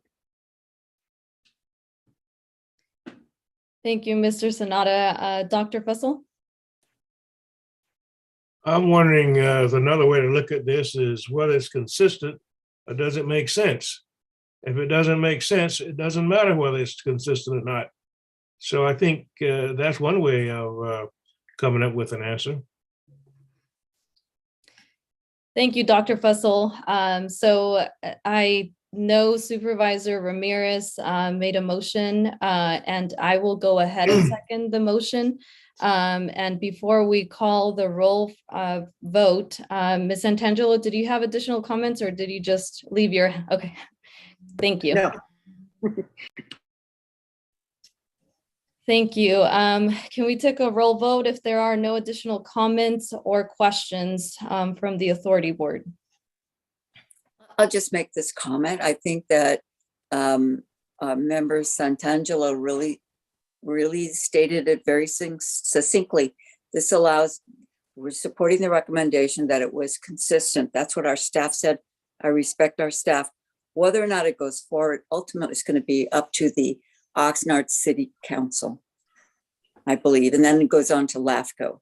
I don't even know. I know that in our city of Oxnard, there have been 2 or 3 proposals that were not consistent with the airport plan. One was the Soria School and then the senior center.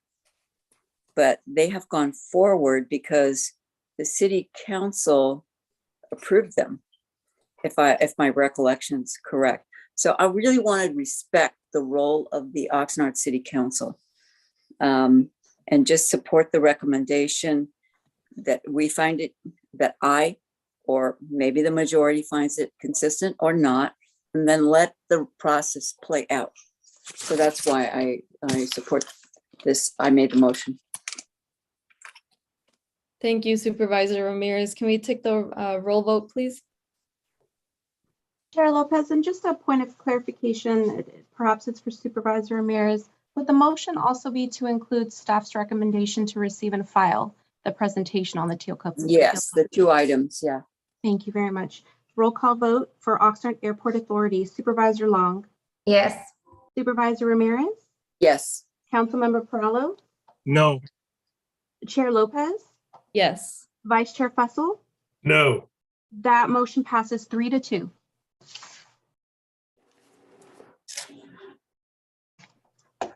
Thank you, and thank you to Oxnard City Planning staff and the Mr. Hardgrave for being here. We'll go on to the next item on the agenda, and I will hand it over to Chair Santangelo, actually.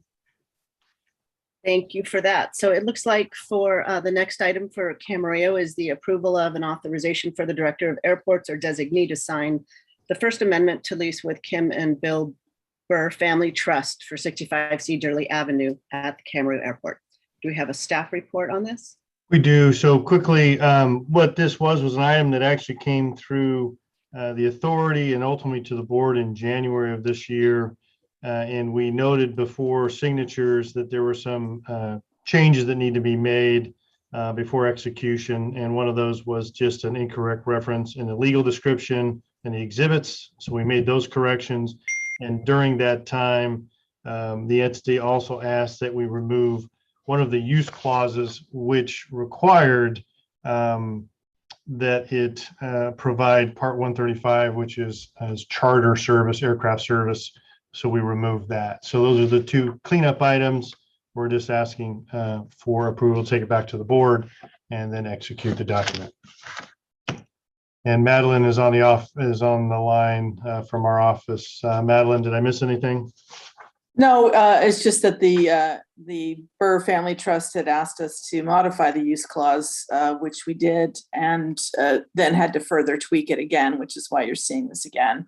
It basically gives them an opportunity in the future to provide various services such as mechanics and charter if they wanted to, but not required to. So that's basically the gist of it. Okay, thank you. Are there any questions? No, I would move staff recommendation as long. For the second? I'll second that. Right. Okay. I'll defer to you, Mr. Bear. Can we have a roll call vote then? Is there public comment? Oh, sorry about that. Thank you. Do we have any public comment?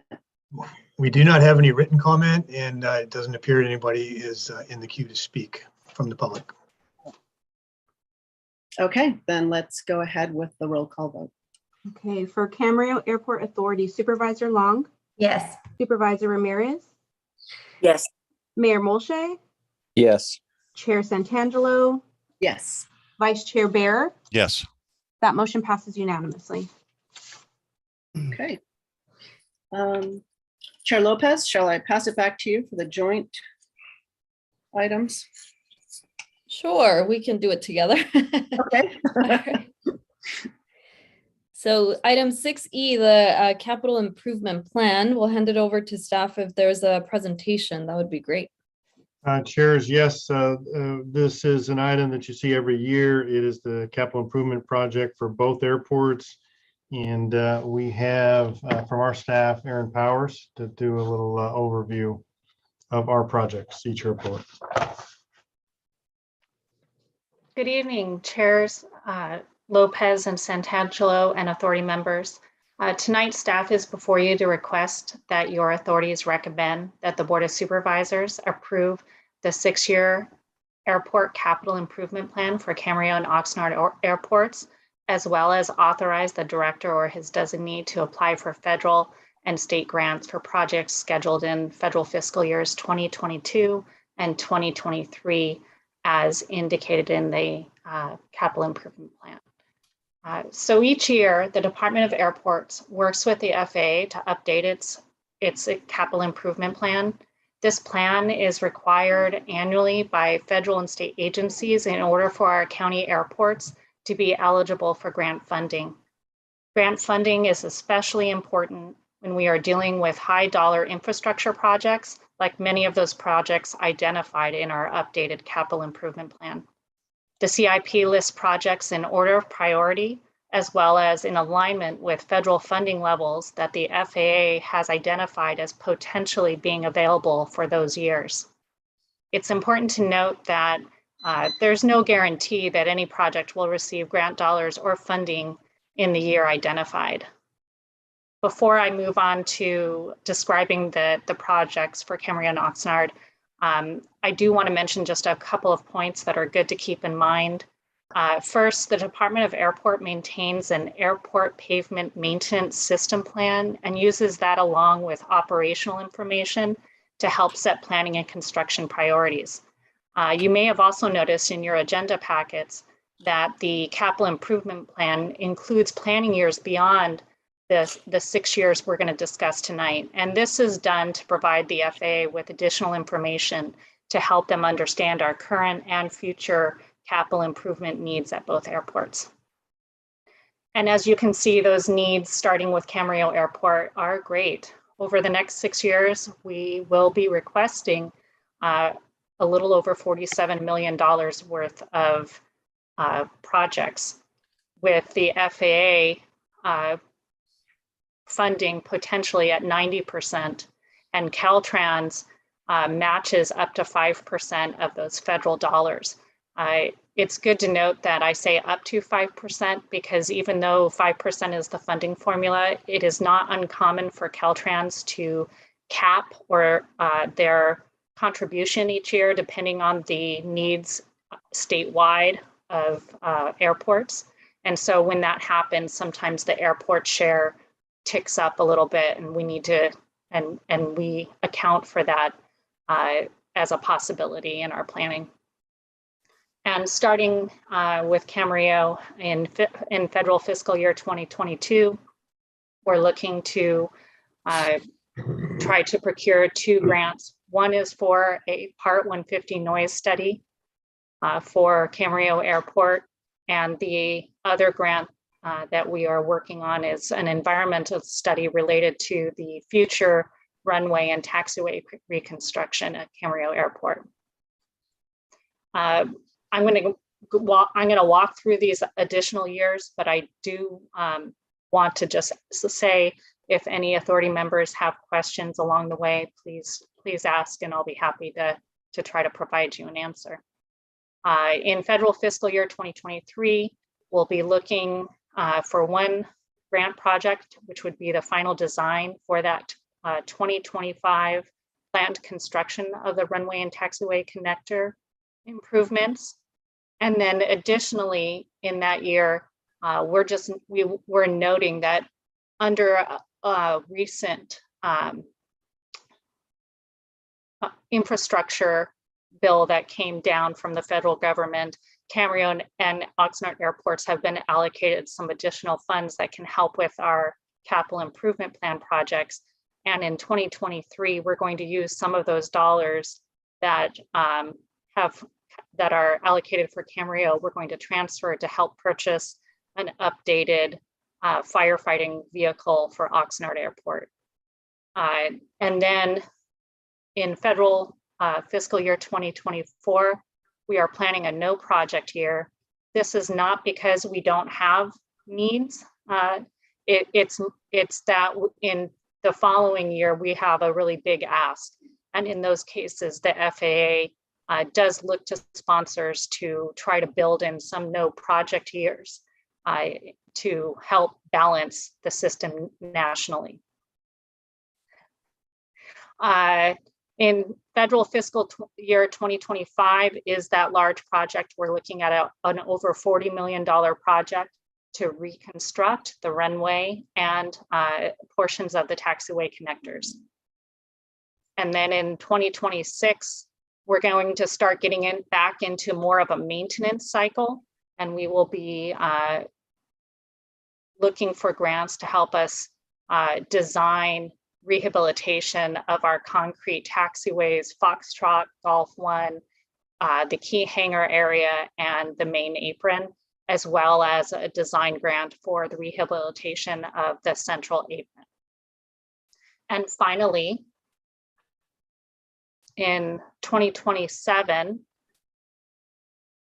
and I apologize, I thought this was actually corrected. We have on me. It's on me.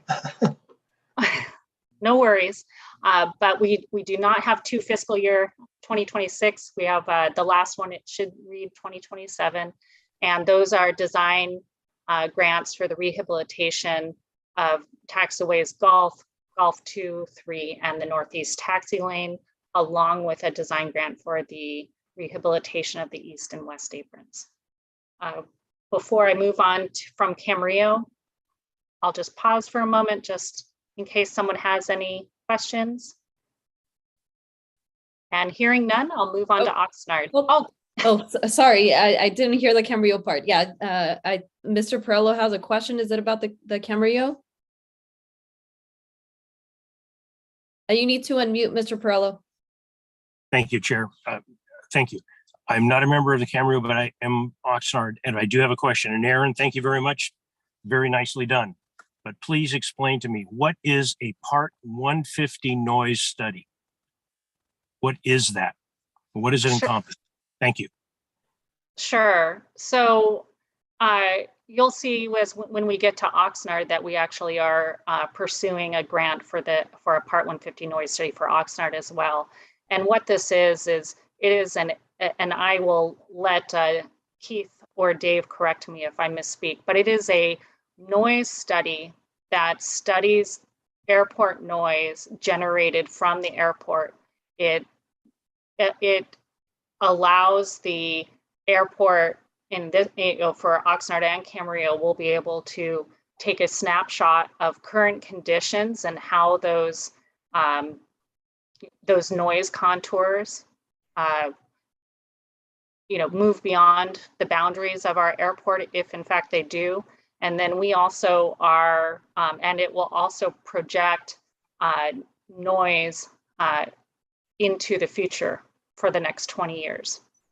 And Aaron, if I could add on to that, probably the most important part of that for the community is that we not only assess what our impacts of the noise are, but they will look at and analyze all of the options that are used throughout the country to help communities address noise. So in our case, you've heard folks talk about a left turn, right turn. We've talked about raising the altitude of the traffic pattern. We've talked about, turns before the canal or just going straight out and turning out over the shore and then coming back, with a power setting that's lower. It's all of those things that will be looked at so that we can decide which would work best for us to help us address some of these noise issues that we're facing right now. So that's that last piece. Thank you very much. It was very helpful. I appreciate it. Thank you. Thank you, Keith. All right. If there's nothing more at the moment for Camarillo. I'll jump to Oxnard. Oxnard's capital improvement plan for the next 6 years is also a big ticket item at just a little bit over $38 million, looking for federal participation of approximately $34.4 million, Caltrans matching grant of $1.7 million, and the airport share at just a little bit over $2 million. Starting in federal fiscal year 2022, our first project is to continue a project that we have been working on for a couple of years, and that is to reconstruct the connector taxiways at Alpha, Bravo, Charlie, Delta, and Echo. Currently, we have, many of you may or may not know that we did go out to bid for that. We received one bid, and we are working with the FAA to determine next steps. And then in 2022, we also are pursuing a Part 150 noise study grant that we just discussed. In 2023, we'll be looking to continue improvements and reconstruct taxiway Foxtrot, and to purchase that ARF vehicle that will help us meet firefighting response requirements. And then in federal fiscal year 2024, we have two projects. One is for the design for the reconstruction of the terminal apron concrete area, and a portion of the asphalt that's just north of it that will match up towards taxiway Foxtrot, as well as rehabilitation of some asphalt pavements at the east apron, the executive hangar area, and the portion of the transient apron. In federal fiscal year 2025, we continue with some design grant requests to rehabilitate and resurface the central and west hangar areas and the ARF, and that's Airport Rescue Firefighting Apron. That's the apron right in front of our ARF building. And then also looking to design a design grant to rehabilitate the perimeter and terminal loop roads, as well as the air traffic control tower operation and central hangar parking areas. In 2026, we actually will get back to some construction rather than design, with reconstruction of the terminal apron concrete that we designed in 2024, as well as the rehabilitation of several asphalt areas that also were designed in 2024 in the East Apron area. And then finally, in 2027, we are looking to procure a grant for a design of the airfield drainage pipe replacement. So when we embarked on our runway reconstruction as phase one of our project, we found that some of our storm drain pipes were in need of attention. And so we were fortunate to be able to fix the pipes that were exposed as part of the runway. We will do the same when we do the taxiway connectors, but that does leave some other infrastructure that will need attention in future years. And then finally, we have some land acquisitions that we are showing on the books to try to purchase, if possible, some properties that fall into the airport's Part 77 surfaces, which means our object-free areas and our runway protection zones. And that is the conclusion of my presentation, and I'm happy to answer any questions. Thank you, Ms. Powers, for your presentation. Very thorough. Mr. Bear, go ahead. Ms. Powers, I just had a couple of questions. I'm looking at the agenda packet. on pages 61 and 62, there's charts that lay out where the money is coming for the various projects, including the Part 150 noise study. I just had a couple questions about that. Did you want to pull that up before I ask, or should I just fire away? Sure. Okay. I will do my best. Go ahead. Okay. I just wanted to understand that a Part 150 noise study is under the federal law. It's an FAA study. Is that correct? That's correct. And 472,000 is coming from federal tax dollars. Is that correct? Well, yes, just a little bit over 472,000 would be coming from. I believe that their fees generated from the aviation system, not tax dollars. Okay, and similarly with the state share, what is the source of that money? You know, that's a good question. I can answer both of those, Aaron. So back to the federal dollars, those are dollars, all of the improvements we get for AIP come from the Aviation Trust Fund. So anybody that purchases an airline ticket, flies, from Burbank to wherever, LAX to wherever, piece of that tax goes into the Aviation Trust Fund to help improve and maintain the airports in the system. And Camarillo and Oxnard are airports in the system. So that's where that money comes from, specifically for those using the aviation system. Same with Caltrans, that share comes from aviation fuel tax. That's where those dollars come from. Pool of money, Caltrans obviously is a much smaller pool of money. That's the smaller share that comes in for those projects. That's where those funds come from. And Director, I wonder if maybe this is a better question for you than Ms. Powers, but either one of you. The purpose of a Part 150 noise study is to determine what the noise issues are and potential mitigation steps that could be taken?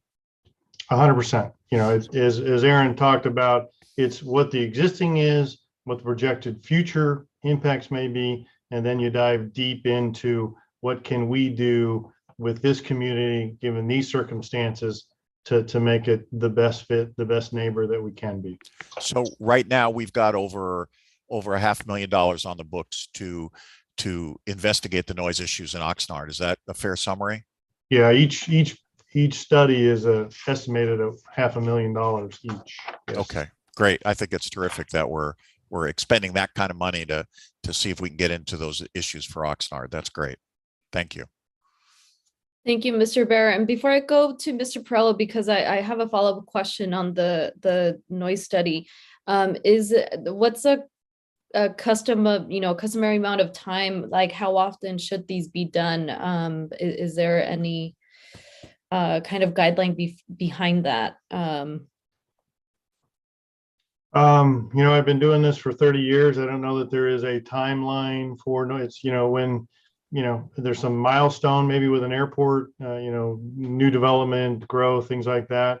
For us, obviously, it's driven by the community and the issues that we're having. It seemed appropriate, and we were able to, we're still pending funding from the FAA, but they understand, at least local FAA folks support our request at this point. And now they've got to go fight nationally for us for the dollars. Thank you, Mr. Freitas. Mr. Perello. Thank you, Madam Chair. Ms. Powers, the federal year 2027, the very last one, it said land acquisitions, OFA and RPZ property purchases not shown. Can you show with a pointer where are you talking about? Is it on the airport property itself, or is it outside of the airport property? It's currently where those land acquisitions are outside of the current airport boundary. So object-free areas, the areas we're typically talking about are, most of them are to the north of the airport. And I apologize, I don't have the ability to do a pointer, or I don't think. Can anyone see my cursor? Yes, I can see it. Okay, that's Dave. Thank you very much. Dave is my my ghost cursor. If you could go to the northern boundary of the airport, you'll see that there's, and for one good example, if you could go all the way to the west where there's sort of a bare strip, the other west. Yes, so for example, that's 100-foot object-free area that the airport purchased from the landowner. And we would be looking, and there's a couple other sections that we in fact do own north of that, of the canal that runs on the northern boundary. But we would be looking to purchase additional 100-foot sections to help us meet the FAA standards for object-free areas of an airport. And then the other properties are actually not on the map, but they are to the east. Many of them are actually City of Oxnard current properties that you're looking to dispose of. And because of our runway protection zone, there's some impacts to some of those properties.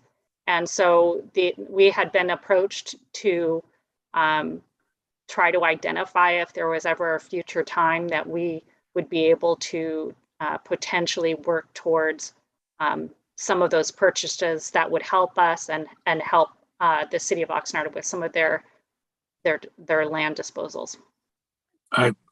Thank you very much. I think I could be wrong, but I think you could be meaning the Oxnard Union High School District, because they own the properties that they tried to pawn off the City of Oxnard. And I apologize. No need to. No need to at all. I think you're doing a hell of a job. But I think I'm right. It's the Oxnard Union High School District. You're correct. Okay. You're okay. Correct. Thank you very much. No, please don't apologize. And thank you very much for the clarification. Thank you.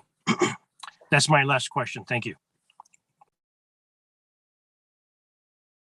If there's no additional comments from authority members, we will open up for public comment. Oh, I see one more hand. Supervisor Long.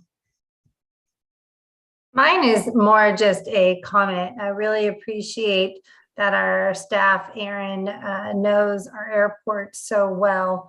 I really think that the plans that we have today are really thought out well to maximize our funding, to answer some of the questions that we're hearing from community members and that us as a board would want to know, and really appreciate the foresight in just, the 5-year plan. I think that's very helpful for when we're moving forward and to make sure that we're communicating with our community what the plan is.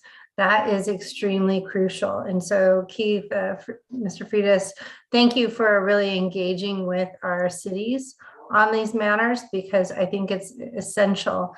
Just having an improvement program is good, but our community needs to know about it. So I would just ask, as we move forward with staff, that we are educating our community as well on this improvement programs, so that they know what's going to be coming through, and that our pilots know as well.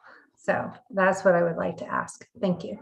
And Supervisor, couldn't agree more. And I think communication or miscommunication, as you know, in the past has got us into trouble, and we will do our best to ensure that that doesn't happen in the future. Yes. Thank you. Here we have an announcement to read out about making public comment. Okay. If you wish to make a public comment on agenda item number 6E, please press the raise hand button now, or if you're calling in today, press star then 9 to be added to the speaker queue. Thank you. All right, and I believe Mr. Tauber is on deck. Yeah, hello. Go ahead. Thank you. Yeah, $38 million for a general aviation airport. Wow.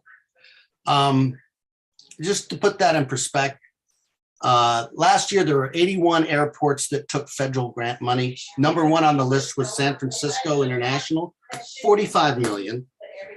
Next on the list was LAX. They got 22 million. Next one was San Diego, got 20 million. Then number 4 on the list was Oxnard for their $15 million runway. Are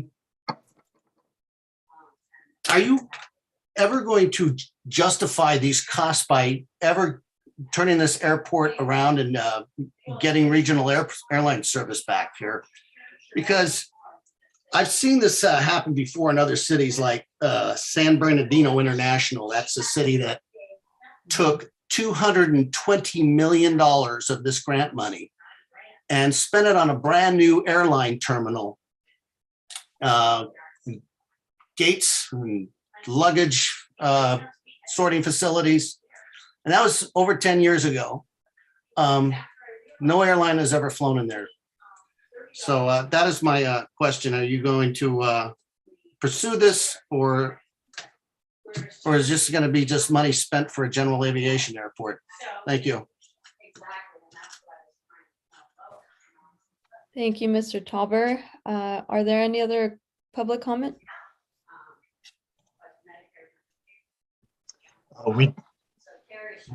Chair, we do not have any public comment remaining. Great, thank you. So with that, I think we are ready for a motion from both authorities. May I ask a question for clarification? Yes, Supervisor Ramirez. Yes. Can Ms. Powers or anyone else explain if these are loans, grants, forgivable, not forgivable, schedule of repayment if they are loans? I'm sorry if you mentioned that before. I didn't catch it. Sure, this is Erin Powers, Supervisor Ramirez. These are grants. The federal share of the grant would be 90% of the total project cost. We would then seek state grants for that would match up to 5% of the federal grants, and typically leave the county airports to pay approximately 5.5% of the project total cost. So just further follow up, the grants usually mean you don't have to pay it back. That's correct. So are there circumstances when we might have to pay it back? That you know of? Supervisor, I can answer that. So when you accept the FAA federal grant, you abide by, I think there's 39 grant assurances. And one of those is that you will operate the airport for another 20 years. So you kind of start that clock out over every time. If for some reason you didn't abide by that, then that might be a scenario in which the FAA, if they accept it, may ask you to pay that back. May ask you, but not necessarily. And I say may, not necessarily, and they may not accept it, meaning you've agreed to the 20 year of operating the airport. You started that time clock. So there's a lot of mays in that. It's kind of their determination. Is it included in every grant? It is. Condition? Yes, yes. Okay. For example, Mr. Tauber, I think, mentioned the San Bernardino International Airport, which frankly, sadly, I've never heard of. I know about Ontario, which I believe is in San Bernardino County, but I've never heard of San Bernardino International. Do we know, I don't want to really, not expecting anybody to know the answer. Do they have to pay the money back, or does it just sit there? Well, I think Mr. Tauber is just talking about improvement. So, we go through a process as we've just laid out of, projects that we have on the list for each of the airports that we make our case to the FAA, and their staff either agree or disagree to support that and try to get funding for us. Once that funding has been given to an airport, and if I don't know the circumstances either on the airport that's being discussed, but if they were doing it for improvements for airline service and that didn't materialize, that wouldn't necessarily be a case for them to have to pay it back. If it just, they made the improvements, they were hoping to bring that service in, it didn't happen, they'll, I'm sure, continue to try to bring service in or do something else with those facilities. Thank you. Mhm.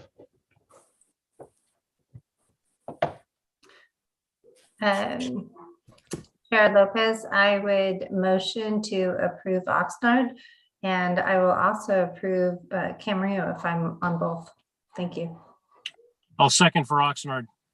Thank you, Supervisor Long and Member Perrello. Can we take a roll call vote, please, for Oxnard? Mr. Long. Yes. Okay. Supervisor Ramirez. Yes. Councilmember Perrello. Yes. Chair Lopez. Yes. Vice Chair Fussell. Yes. That motion passes unanimously. Thank you. And Chair Santangelo, pass it on to you. So I think we have a motion from Supervisor Long, so we'll need a second for Motion. Camarillo. Thank you. So we can go ahead with a roll call vote for Camarillo. Okay, Supervisor Long. Yes. Supervisor Ramirez. Yes. Mayor Molche. Yes. Chair Santangelo. Yes. Vice Chair Bear. Yes. That motion passes unanimously. Thank you. Thank you. And on to item 6F is the approval of the rent and fee schedule. Mr. Freitas or Mr. Nafee, if there's a presentation. We don't have a presentation. You do have the packet. This is something we do annually. Ultimately, we take it to the board for authorization. We do have, I know, at least one letter from a tenant to be read, but that's all I have at this point and available to answer any specific questions you might have. Thank you, Mr. Freitas. Mr. Bear, go ahead.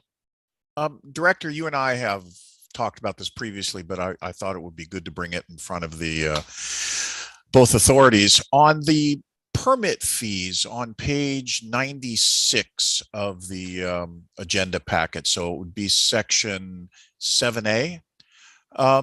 Those are pretty significant numbers, and I come obviously from the background of dealing with the hangars, and the hangars need maintenance, both the county hangars and certainly the privately owned hangars.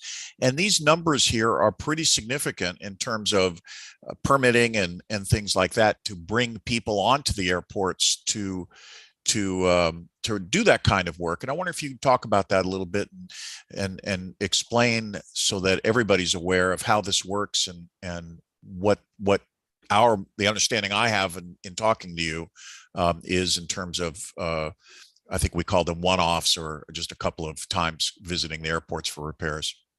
Right, and the scenario you raised was if I was a hangar owner and I needed just some repairs on my hangar, we wouldn't expect that individual would come through this permitting process. It is for somebody who is doing a regular business on either of the airports. That's the scenario. So again, if I'm in the hangar repair business and I expect to do significant operations, 2, 3, 4 a year, hangar repairs, then we would ask you to kind of do that. If it's, you're an individual hangar and you've got somebody that can do the repairs for you, that's between you and that individual to get that done.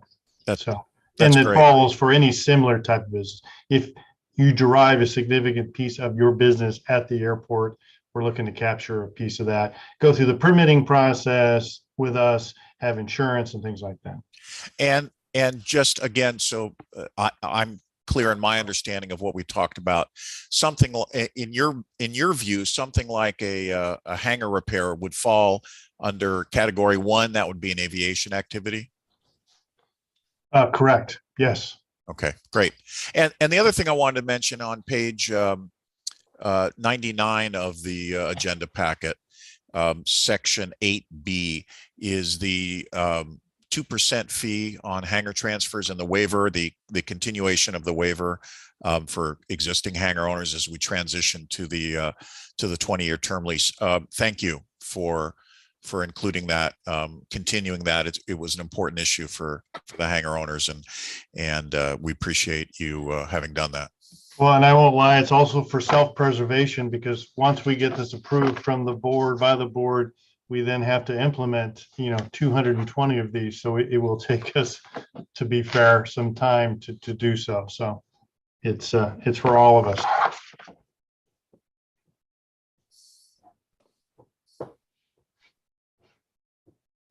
Thank you, Mr. Bearer. Mr. Perello?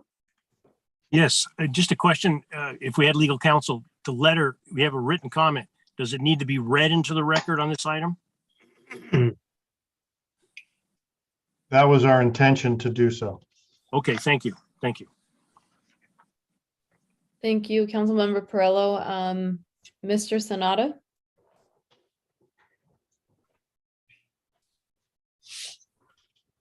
Do I see the new rental rate for hangars, leased hangars, to be 40 cents per foot? Is that correct? Madeline, do you have a? Yes, what- that's for the older hangars. That's a CPI increase.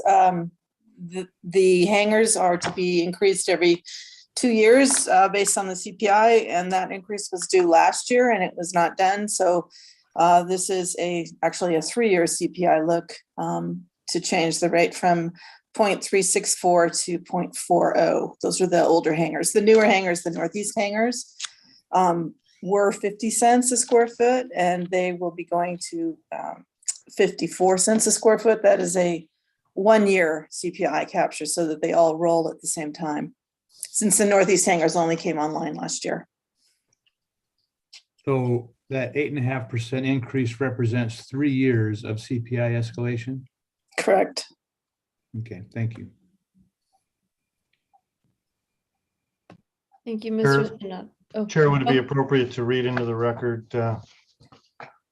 yes, thank you. We can go ahead and open up for a public comment. So yeah, please go ahead and with the letter, and and I'll let staff read the statement for public comment as well. Thank you. If you wish to make a public comment on agenda item number 6F, please press the raise hand button now, or if you're calling in today, press star then 9 to be added to the speaker queue. The written comment we received is from Mr. Steve Maloney. It reads, "To whom it may concern, on behalf of Sun Air Jets, I write regarding the proposed 2022 to 2023 rent and fee schedule. As the authority is aware, the pandemic of 2020 to 2021 decimated the travel industry. Sun Air Jet's business metrics over the last 2 years are some of the worst in its 22-year history, and now it is facing an 11.4% rent increase. Throughout the pandemic, Sun Air Jets has gone to extraordinary lengths to take care of its most valuable its employees. The company is extremely proud that not a single employee was laid off despite the extraordinary circumstances of the last 2 years. Considering the above, Sun Air Jets is asking the authority to commit to its tenants like the company committed to its employees. Provide them with the support they need to recover from 2 of the most difficult years in the history of aviation. Given the tenants another year to fix their costs.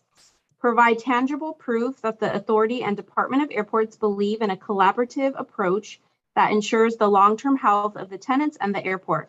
Please do not implement the increase in the aviation land rent rate on July 1st. It is not time yet. Your tenants need your help. Sincerely, Stephen Maloney, Executive Vice President, Sun Air Jets." And that concludes the written comments that were received. Thank you. And I don't think I saw any hands go up on my end for public comment. Concur with that. Okay, thank you. If there are no public comments or questions from authority members, I will entertain a motion.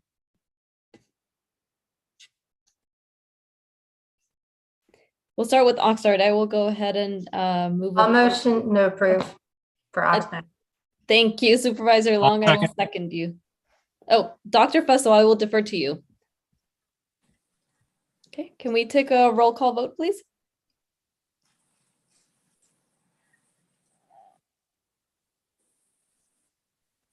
It was my bad. Want me to make a motion? We're ready for the roll call vote. Sorry, we were on mute. Supervisor Long, Yes. Supervisor Ramirez, Yes. Councilmember Perallo, Yes. Chair Lopez, Yes. Vice Chair Fussell. Yes. That motion passes unanimously. Thank you. And Dr. Fussell, I just want to clarify, we had you as a second to the motion. Yes. Thank you. Chair Santangelo, I'll pass it on to you for Camarillo. So I need to clarify, was there a motion for Camarillo as well? I will Okay. make that motion. Thank you. Molche, I'll second. Thank you. So we have a motion from Supervisor Long and a second from Mayor Molche. Let's go ahead with a roll call vote. Supervisor Long,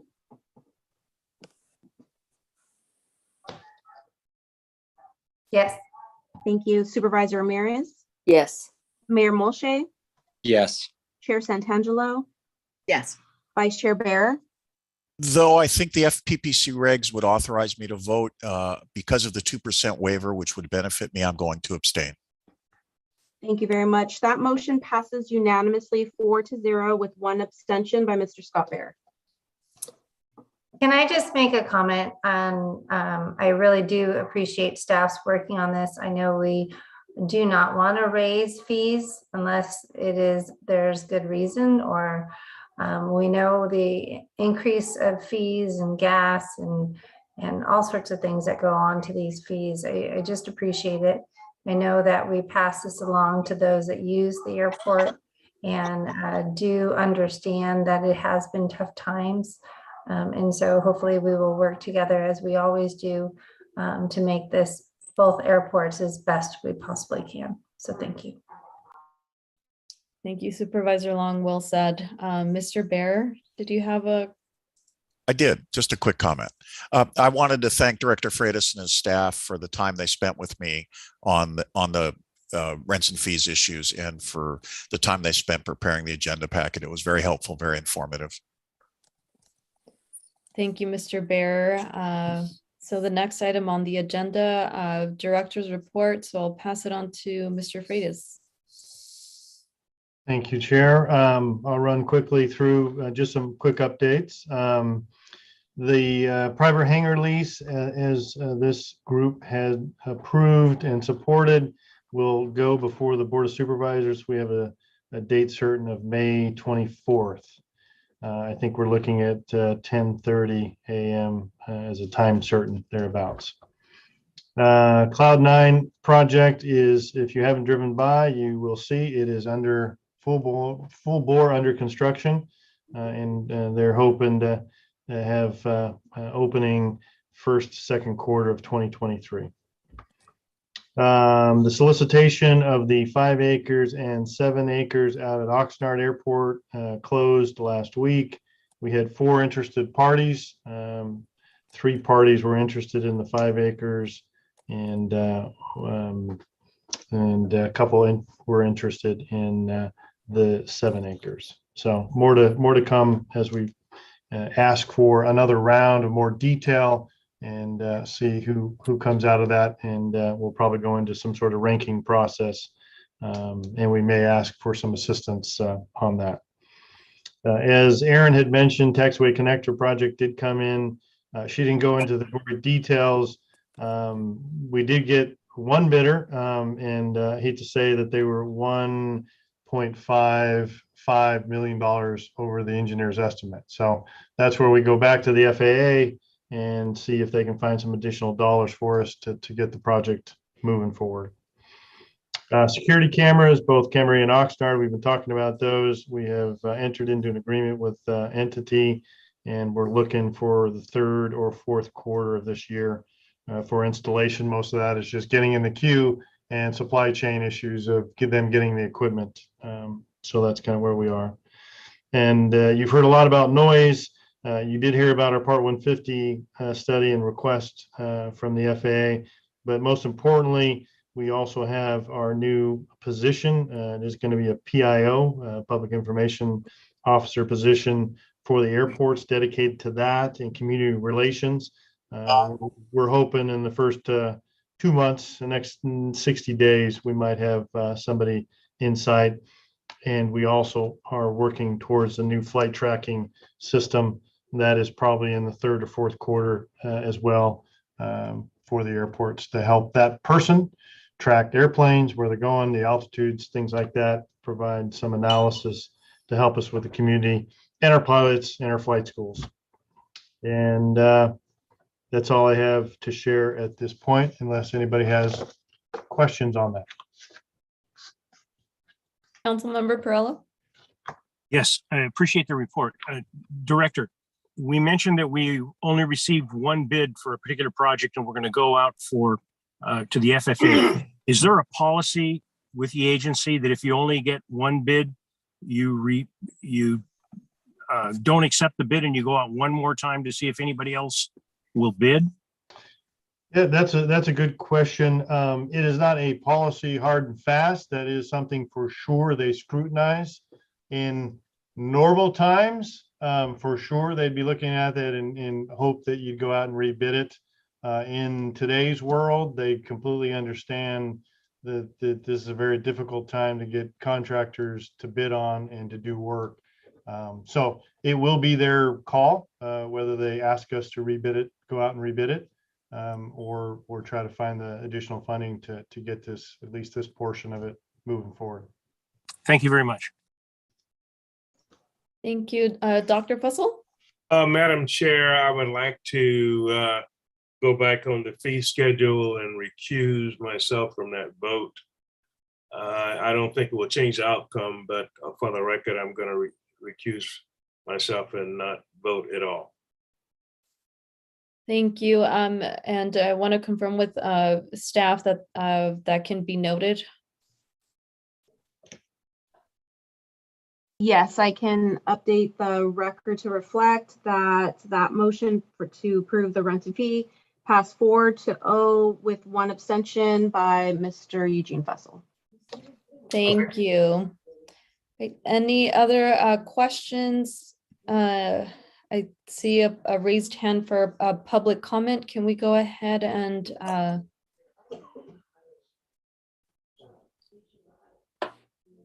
Yeah, he's in the process of being let in. thank you. Mr. Thomas, I think you should be able to.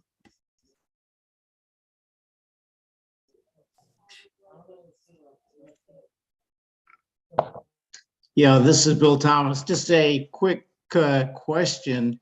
Since both the primaries of Oxnard and Camarillo abstained, is there any particular reason why the alternate that don't fit into that category should be allowed to vote?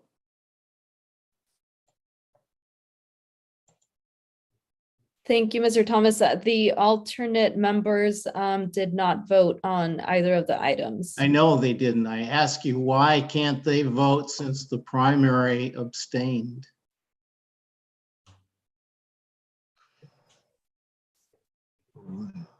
Supervisor Ramirez, did you have a?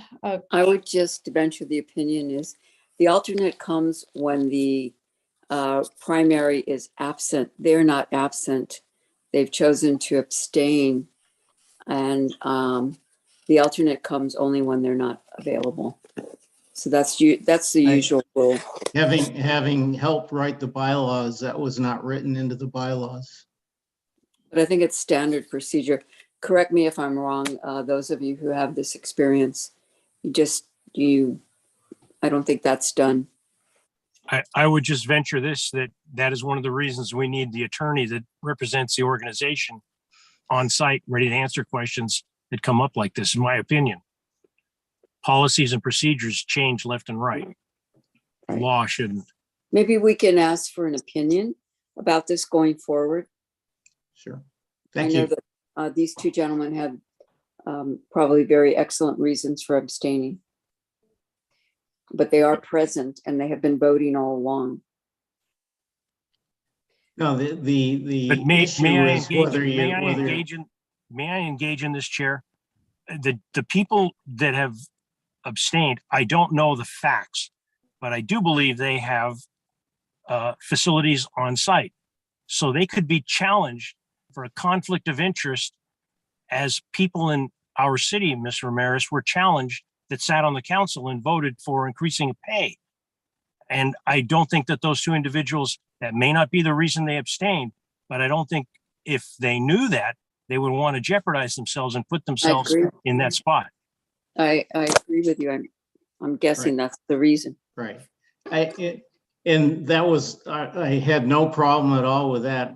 But I happen to know that at least Camarillo resident doesn't fit in the same category for the alternate. That was the only question I had. I'd ask for our council to express an opinion when he or she is available. Not tonight. Very good idea. Thank you, Supervisor. Thank you, Supervisor Ramirez and Mr. Perello. We can certainly follow up, and I think if Mr. Freitas can clarify, it hasn't normally been a standard to have a county council at these meetings. So if there are follow-up questions, then we can direct staff to bring that information back. And we are happy to do that. And I can say from doing this for 30 years, it is, as Supervisor Ramirez talks about, standard practice that if they recuse themselves, you wouldn't then have whoever their alternate is step in. That would not be the norm that I've seen in doing this for 30 plus years. Thank you, Mr. Freitas. Mayor Molshay, did you have a question or comment? Maybe just a question or observation. In light of Dr. Fussel's desire to recuse himself from that vote, I noted that he was the second on the motion. So does that need to be remotioned and then a different individual seconding that motion and then take a vote? Thank you for that observation. I want to say that maybe we can, if we can just go back and amend the motion. That's a good point. Thank you. Okay. So, Chair, do you need someone to amend the motion to do what you requested? Yes, please. I'll make the amendment to do as you stated. And if you'd please restate it so everybody knows what they're voting. Thank you.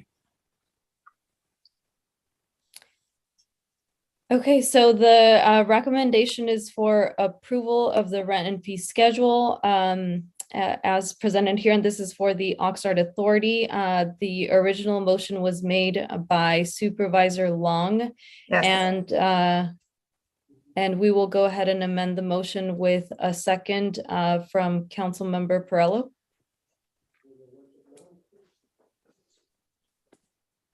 And if we can take the roll call vote, please. Was that correct? Is there a second to the amended motion? Yeah. The amended motion was so that we can prove this without having, and Mr. Mulhane brought up an excellent point. If the individual had abstained, he shouldn't be making a second. Right. And so however the hell somebody can clarify this much better than I can, I'll make the amendment and I'll second it.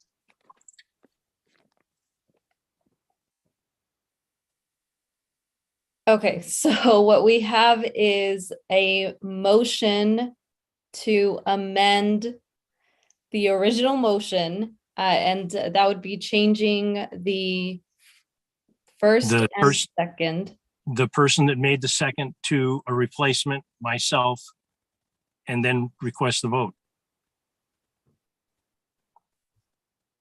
It's the first for me. Thank you.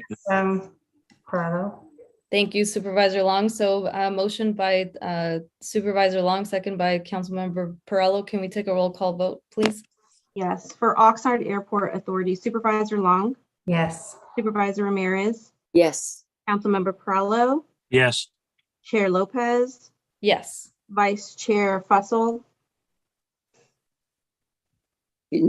He's abstaining. Abstained, correct, Dr. Fussell? Okay, so that motion passes unanimously with the motion by Supervisor Long, with the second by Councilmember Perello. It passes unanimously 4-0 with one abstention by Mr. Eugene Fussell. Right. I'm sorry I was on mute, but I abstained. Thank you. Thank you. And just to clarify, we did not need to take similar action for the Camarillo Authority, correct? That's correct, because the motion was by Supervisor Long and the second was by Mayor Molche. Great. Thank you. Thank you, Mayor Molche, for bringing that back up. So we will move on to item 8, reports. Are there any questions or comments?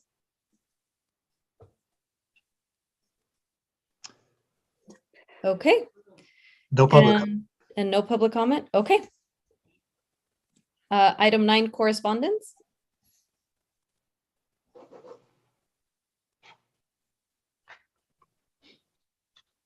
Receive and file.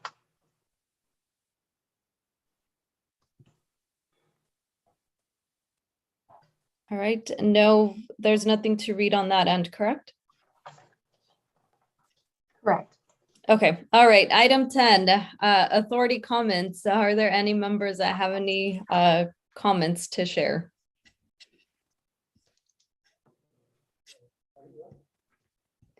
Okay. Oh, Councilmember Perello. First, it's a good meeting. Second, I'd like to thank Mr. Freitas for getting back to me on questions that I had asked at the last meeting. Thank you, Mr. Freitas and County Council. And the other thing is, as I mentioned, I attended this meeting of the Ventura County Government Council of Governments. Be prepared. There was a presentation by Callegas, Casitas, and United Water. The water situation for each of us, wherever you live, is going to get extremely drastic. That's it. Thank you, Councilmember Perello. And as I want to echo the comments that have been shared by other authority members throughout the meeting, and that's appreciation for airport staff on the tremendous work as we see it come to our meetings today. There's a lot of work that goes behind the scenes to prepare the reports and to get this work done to ensure that both Camarillo and Oxnard airports are functioning, and especially as we improve the communication with the public and the community. So I just want to really reiterate appreciation to everyone working through the authority and through the county. So with that, if there's no further questions or comments, we will go ahead and adjourn the meeting. To our next meeting is Thursday, June 9th, and location to be determined. Thank you, everyone, and I hope you have a good evening. Good night. Good night. Thank you. Good night, everybody. Thanks. Good night, folks. Good night, everyone.